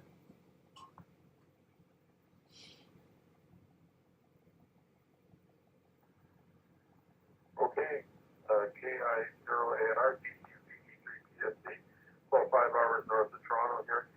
Great report. Thanks a lot, Ernest. Good evening to you and to everybody on the net. Nice report on the brown dwarf and also I guess it was the zodiacal light we were talking about. You know, lately we've been seeing the noctilucent clouds because we were walking the dogs at the right night and it seemed like the right conditions. So that's been really neat in the evening. So I completely forgot about the zodiacal light. Also in radio astronomy up in BC, they just started constructing the CORD project, which is Canadian Hydrogen and Radio Transient Detector. So they're going to be looking at fast radio bursts. There's going to be 640 6-meter dishes in the array, but they're going to connect up with, I guess, a dish in California and Virginia in order to help them pinpoint what they're actually looking at. So if you're interested in that project, just look up CHORD. That's the CORD project in British Columbia. Okay, 7-3 everybody on frequency. Thanks a million for running the net. This is always enthusiasm. It's much appreciated. This is Victor Echo 3, Papa Sierra Echo. Back to net control. Back to you, sir.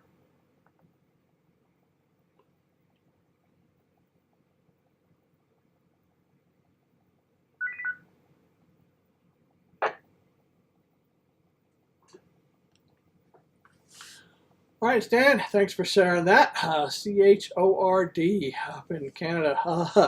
I'll have to check that out. Sounds like it's an interesting endeavor, this for sure.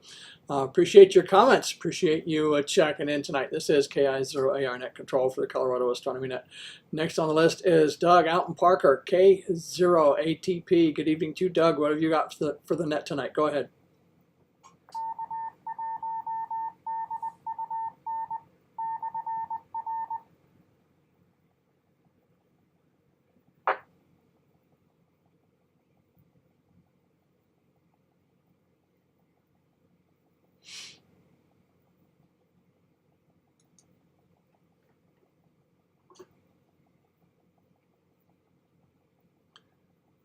All right, next on the list is Moy down in Texas, N5ZIQ. Good evening to you, Moy. What have you got for the net tonight? Go ahead.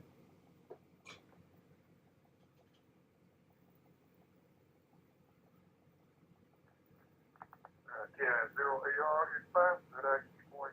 Yeah, I just wanted to do a quick ISS observation here tonight.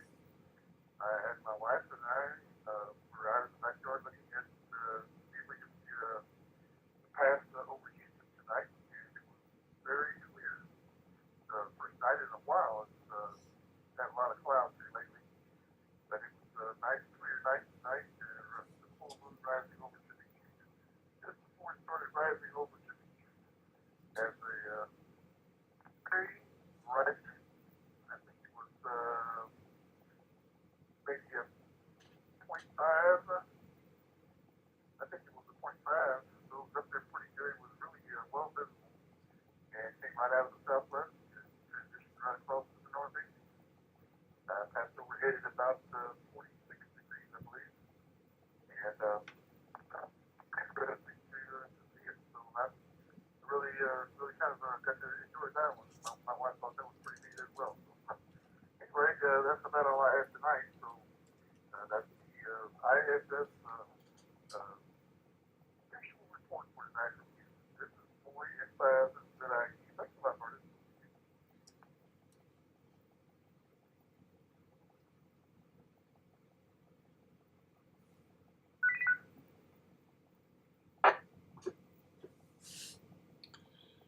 All right, Maury, that's fantastic that you got to see the ISS go over. It's been so cloudy in the evenings for most of the visual passes lately over here, Denver area, that I haven't seen it go over in quite some time. I wasn't able to. I need 2 radios down here so I can listen to the ISS on 437.800, courtesy of Clint, one of our new check-ins, and do that over the air. That'd be kind of neat. I'll have to work on that. Moy, glad you got to see that tonight and share that with your wife, and appreciate you sharing that with us as well. So thanks for that. Appreciate your comments. Appreciate you checking in tonight. Next on the list is Ken in Nevada, NV7SS. Good evening to you, Ken. What have you got for the net tonight? Go ahead.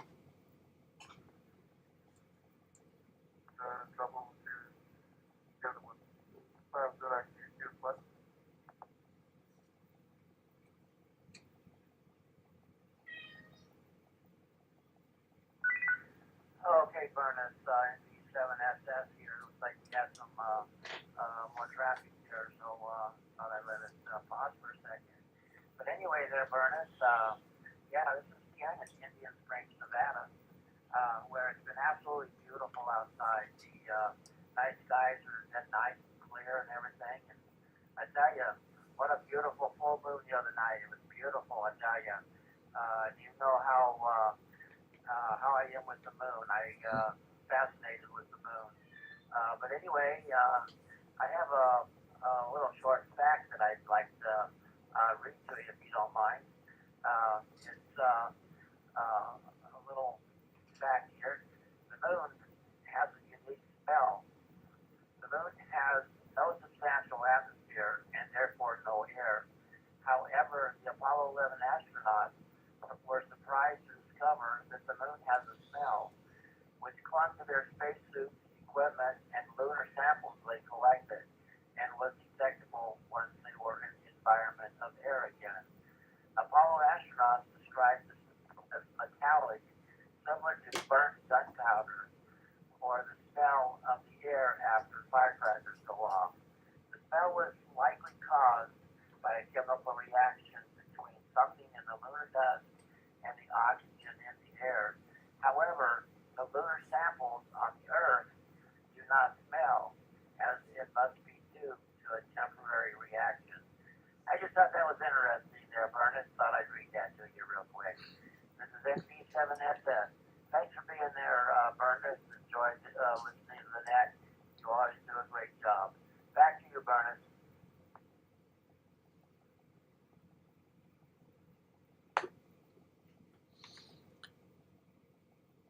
All right, Ken, thanks for sharing that. Probably like being out at the gun range. Thanks for that. Yeah, I kind of vaguely remember reading something about that as well. But yeah, it was very clingy too. Almost like they had a tough time getting it off of their suits because of the static electricity and the grit was clinging to them. So probably a big mess that they didn't really account for. But yeah. Ken, appreciate your sharing that with us. Appreciate your comments. Appreciate you checking in tonight. This is KI0AR Net Control for the Colorado Astronomy Net. Let's see, Michael in Oklahoma, KO5AOK over on YouTube. Thanks for checking in tonight. If you've got any questions, you can post them over in the chat. Hopefully, maybe one day you'll check in over the air as well. We'll definitely like to hear you over the air too, for sure. Appreciate you checking in via YouTube tonight. Next on the list is Dave in Ohio. WE8M. Good evening to you, David. What have you got for the net tonight? Go ahead. Good evening, Bernard. KI0AR, WE8M. Interesting conversation tonight. I don't really have anything to add.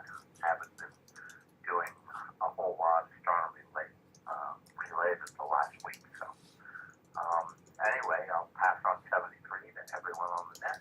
And catch you later. WE8M.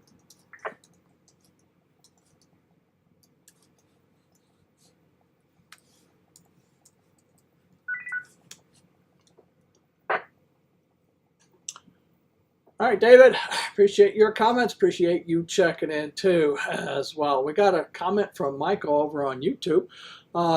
He was able to see the ISS pass over this evening over Oklahoma. So down south is getting to see the ISS as well. So thanks for sharing that, Mike. Appreciate it. Let's see. Next on the list is Jack KE0VH. Good evening to you, Jack. What have you got for the net tonight? Go ahead.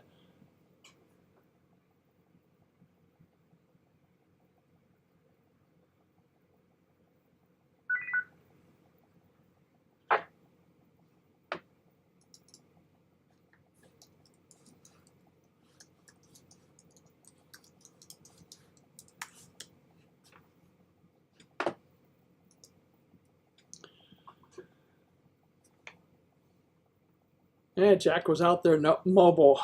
Don't know if he's going to have his flight simulations tomorrow or not, but definitely check out his YouTube channel again, Captain Jack Flight Sim. Next on the list is Randall up in Washington, AE7RJ. Good evening to you, Randall. What have you got for the net tonight? Go ahead.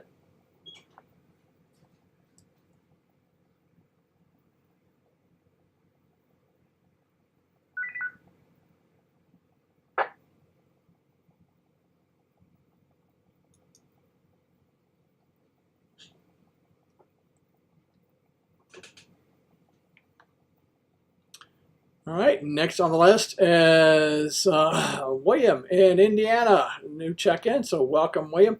KE9AYZ. Again, welcome to the Colorado Astronomy Net. What have you got for us tonight? Go ahead.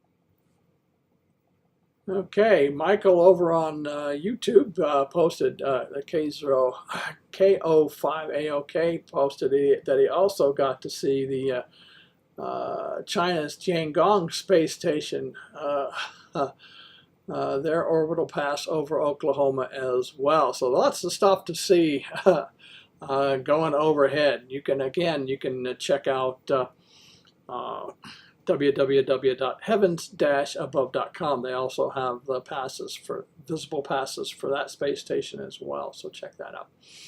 Okay, next on the list, let's see, Mary. I saw she was over on YouTube, and I think she had to depart, VE3AOA, so welcome to you, Mary.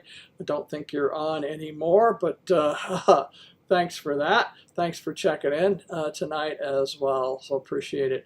Next on the list is D. Michael and Morrison, AF0SF. Good evening to you, D. Michael. What have you got for the net tonight? Go ahead.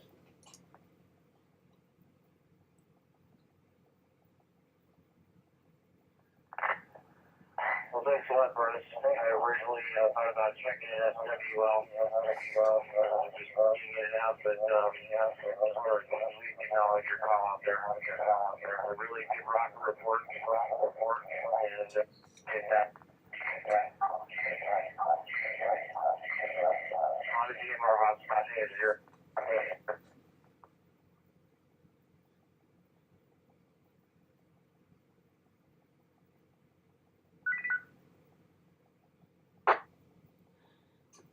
All right, D. Michael, I'm wondering if I should put you down here checking in 3 or 4 times with that echo in the background.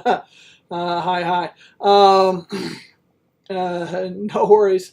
No worries there. Yeah, I'm glad you checked in. Hadn't heard you on the air for a while, so appreciate that. Appreciate your comments. Appreciate you checking in tonight. This is KI0AR Net Control for the Colorado Astronomy Net. Next on the list is Robert out in Indiana. W7CTY. Good evening to you, Robert. What have you got for the net tonight? Go ahead.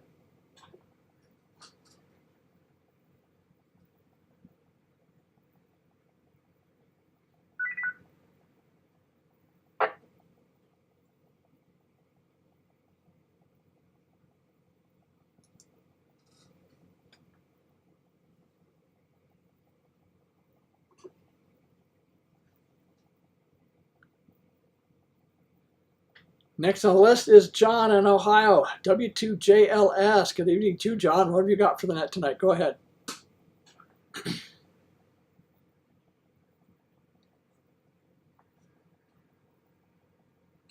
is WTJLS. Hey, Brennan. Just hanging out here. I did take the liberty of looking up a little tidbit to share with the group. So, what did I learn earlier tonight? It goes by today, history on this day. I want to say it was 1892. The astronomer, gosh, what was the fellow's name? This was Barnard. Barnard discovered last of Jupiter's moons to be caught with the unaided, I should say it was a telescope, but it was the last of the moons of Jupiter's sixth largest moon was spotted. And trying to remember the name of that one. You probably have it there in front of you. Oh gosh, I don't recall. I'm sorry. But that moon was Morpheus or something like that was spotted, and that's back in 1892. So anyway, sorry I don't remember everything I read at the moment. It's kind of just dozing off, listening in, and but I trying to say hello to hope everyone out there is having a great night, and thanks for running with that. Take care, Bruce.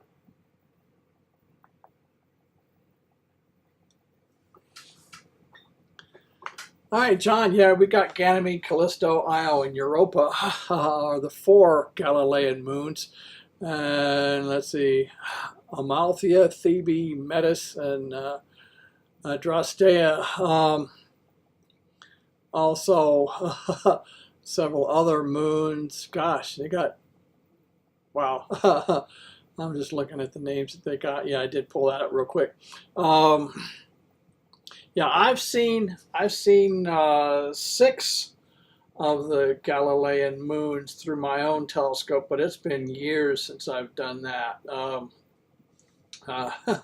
So you can see them for sure. But the conditions have to be right. The 4 Galilean moons are easier to spot than the smaller ones, obviously. But I've seen 6 of them through my 8-inch scope. So it is definitely possible. And of course, with bigger scopes, you're going to see a lot more as well. You just got to know what to look for. All right, John, appreciate you sharing that with us. Appreciate your comments. Appreciate you checking in tonight. And for the rest of the net, please support John. I am going to be on vacation in October, and John has volunteered to run the net for two nets in October. I'll let you know when that's happened. So definitely give him your support. I will probably check in via Echolink myself, but I won't have all my stuff with me, and I'll be on vacation with my wife. So let's see, I'll be on the road one night for sure. And probably Vegas the next night. So maybe I won't check in at all. I don't know. We'll have to see what's going to happen. But it'll probably be a high and buy for me. But definitely give John your support come October. That'll be the second and third weeks in October, I do believe. Yeah, that'll be the 8th and the 15th. All right, this is KI0AR Net Control for the Colorado Astronomy Net. John, appreciate your comments. Appreciate you checking in tonight. Rip in West Virginia, K3XO. Good evening to you, Rip. What have you got for the net tonight? Go ahead.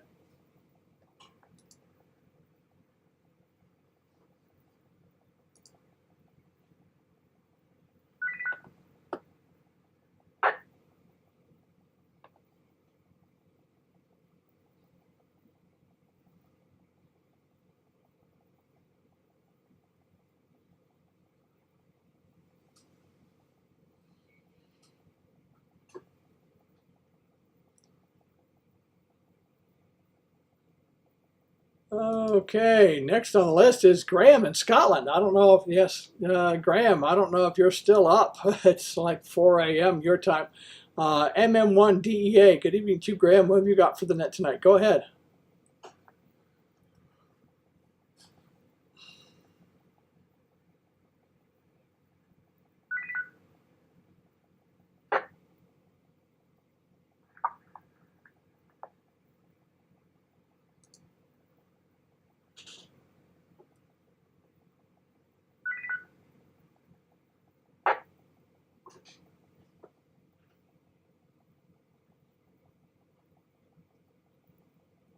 Next on the list is Jerry up in Fort Collins.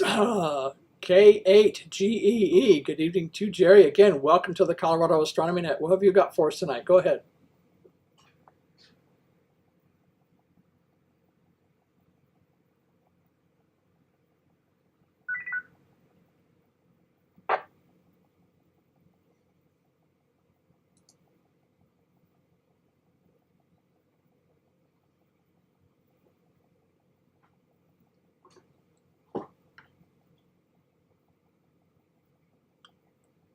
Next on the list is Andrew out in Ouray. KF0UFO. Good evening to you, Andrew. What have you got for the net tonight? Go ahead.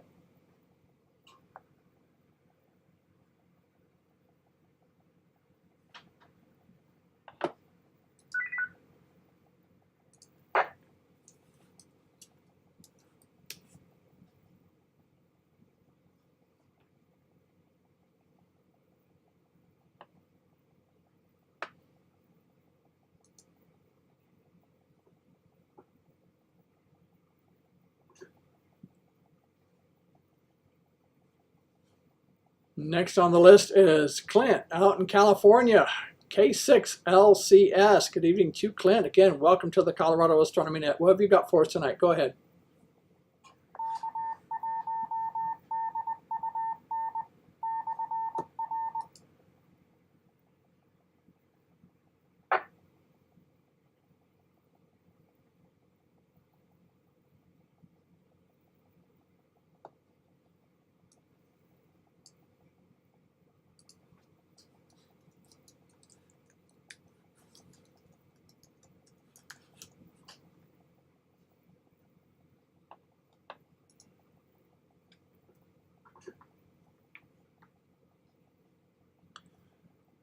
Next on the list is Brad out in Kansas, KE0HDH. Good evening to Brad. Again, welcome to the Colorado Astronomy Net. What have you got for us tonight? Go ahead.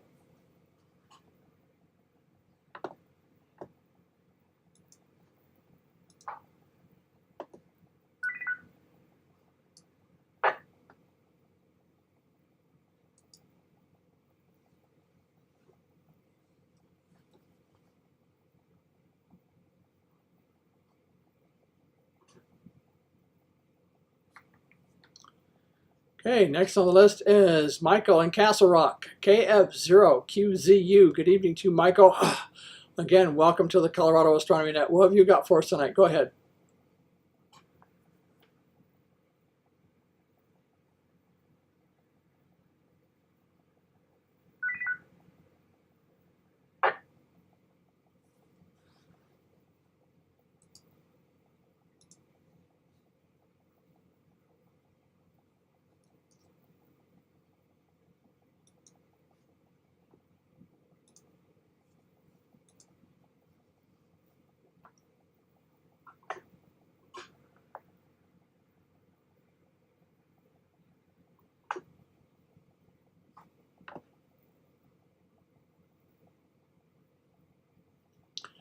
Next on the list is Rick, VA3RKL up in Ontario. Good evening to you, Rick. What have you got for the net tonight? Go ahead.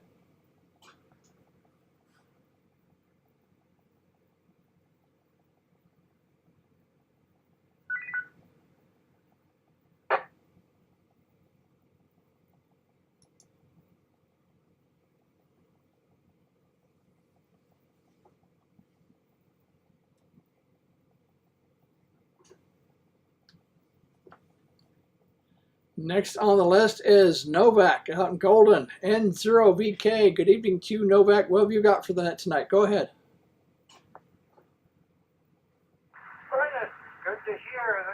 still on here. I'm living now in Lakewood. I'm on a handheld, so I'm glad I was able to get out. But congrats, man. You're doing a great job. And I just got to stay off of Netflix and get on the radio a little bit more. God bless you and yours, old man. Good to hear you on N0VK.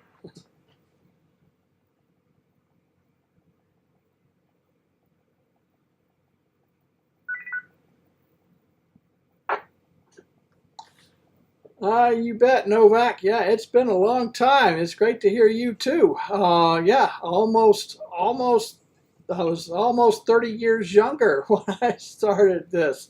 So yeah, it's been a while since I heard you. Yeah, we switched over to Skyhub Link almost 3 years ago off of the RMRL repeaters over to the Skyhub Link, and got a lot more connections, like double, triple, even quadruple the number of check-ins that I've gotten in, and globally too as well. So I'm glad to be able to do that now. So Novak, hopefully you'll be a regular again. Great to hear you. Appreciate your comments, and thanks for checking in tonight for sure. We'll have to catch up. This is KI0AR Net Control for the Colorado Astronomy Net. Let's see, Mac out in Philadelphia, AB3RV checked in and out. So I do appreciate that. Next on the list is Ed out in Broomfield, W6RDZ. Good evening to you, Ed. What have you got for the net tonight? Go ahead.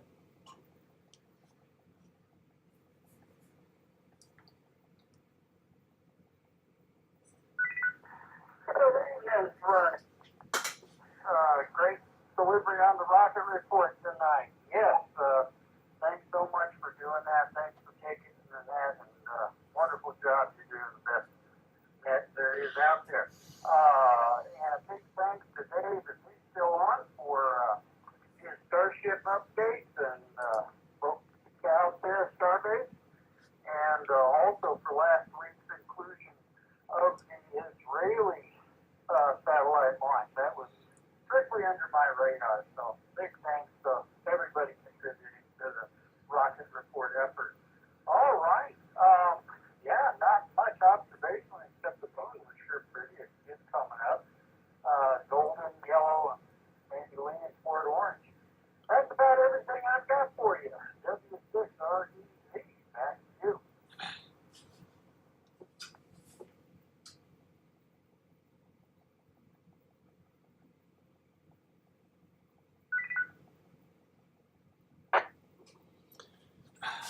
All right, Ed. Do appreciate you doing the rocket report. Yeah, you doing all the heavy lifting for that for sure. We're just doing the tweaking here and there. But definitely do appreciate that and getting that all set up. I just have to make a few, cosmetic changes and get it in a PDF form so I can publish that on the net. So do appreciate you doing that every week for us, and I'm sure people find that rather interesting to hear how so many rockets going up and so many satellites up there as well. It's getting downright crowded up there. Boy, I tell you, tens of thousands and even more going up annually, at least hundreds during the years, but tens of thousands are going to be up there for sure. But all right, Ed, appreciate your comments. Appreciate you checking in tonight. Next on the list is Paul in Littleton, KF0EYS. Good evening to you, Paul. What have you got for the net tonight? Go ahead.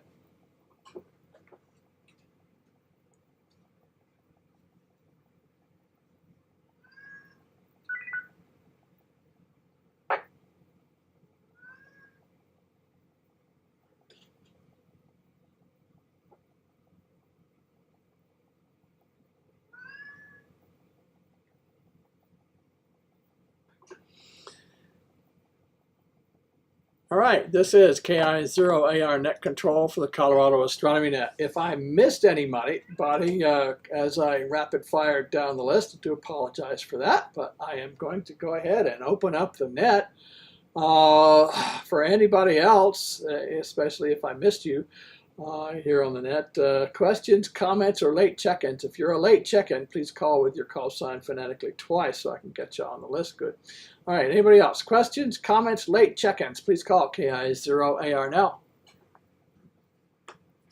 Kilo Foxtrot 0 Tango Bravo Golf Mobile and Manitou.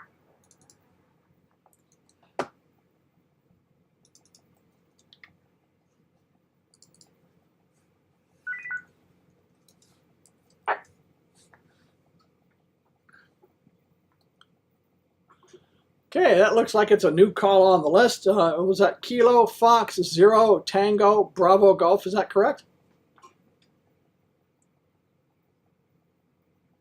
That is correct, sir. Sorry if I messed up the order. I dialed in super late, so I didn't know the correct instructions. But that is correct.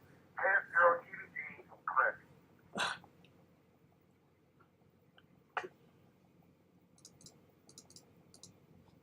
All right, Chris. Yeah, no worries. Yeah, you got the tail end of the Colorado Astronomy Net. I start at 7 p.m. Mountain Time.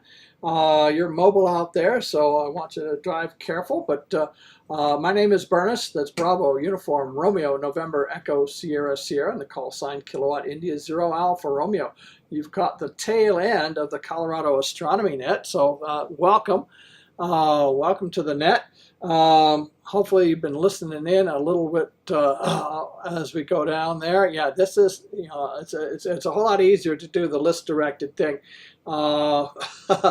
I'm sure everybody's familiar with that. Just you know, I'm glad you're being patient out there, and well, you kind of have to be with the crazy drivers that are around anyway. But Chris, welcome to the net. I always like to touch base with my new check-ins, find out what's your interest, background in astronomy. And this is the question and answer period, so if you have anything else that you'd either like to pass along or tell us or ask as well, if you're seeing something up in the skies, you're wondering what it is, you know, basically what's your background, whether you're starting out and just wondering what's up in the skies, or you've been doing it for decades, or you just happen to tune in and just like the net. That's always appreciated too, Chris. KF0TBG, welcome to the net. Tell us a little bit about your background, anything else. Go ahead. Unfortunately, I don't have anything to do with astronomy, but I do just chime in on the net, and I appreciate welcoming me in. I'm a retired Army soldier, and I own my own survival course that I just started. Maybe I can make some folks out there. But I'll just monitor here for a few minutes and see what kind of info I can pick up.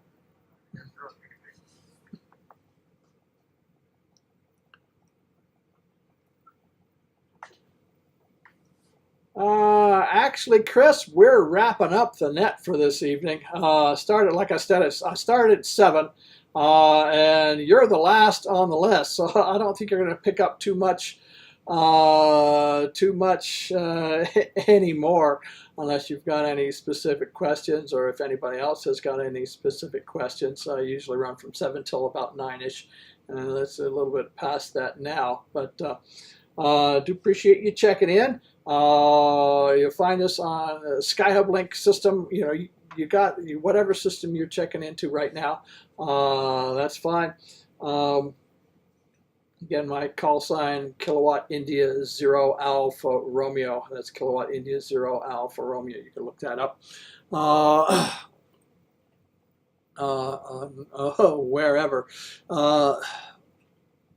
And you can find out a whole bunch more information about the Colorado Astronomy Net. I'm also on YouTube as well, so if you're interested in astronomy or you want to go back and listen to some of the nets that I've got posted there, that's more than welcome. We have all levels of interest here on the net, Chris, from those that are just starting out to those of us who have been doing it for decades. We've got some radio astronomers, we've got some astrophotographers as well, things like that. So, we did have a satellite guy check in a little earlier. Hopefully he'll check in again or send me some emails. But we'll see. But right now, I'm basically done for the evening. I'm going to go ahead and make one more call. Anybody else? Questions, comments, late check-ins before I go ahead and wrap up the net for this evening? I do have one more check-in over on NetLogger. KJ5MOD, Richard down in New Mexico. Thanks for checking in tonight. We'll just go with you, and then I'll call for more check-ins again. KJ5MOD, Richard, what have you got for us tonight? Go ahead.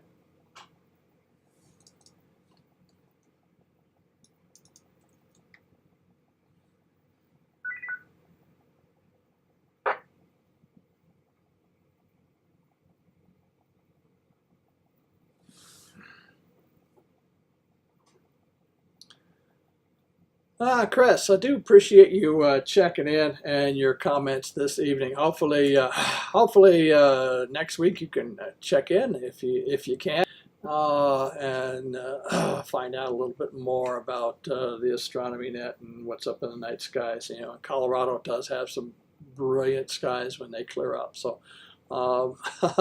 Definitely appreciate that. All right, I'm going to go ahead and open up the net. Anybody else? Questions, comments, late check-ins, please call KI0AR now.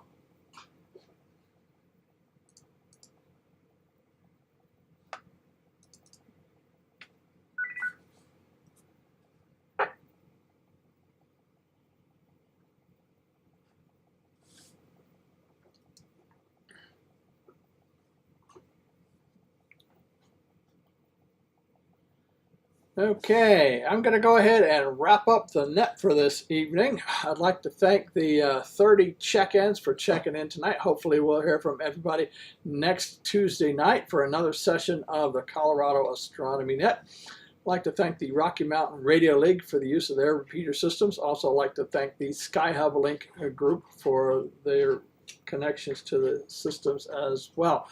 Check out skyhublink.com for more information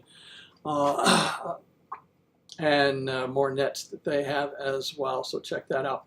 I appreciate them being there so we can get people around the globe, that's for sure. With that, I will say 73 and keep looking up. This is KI0AR. I'm clear.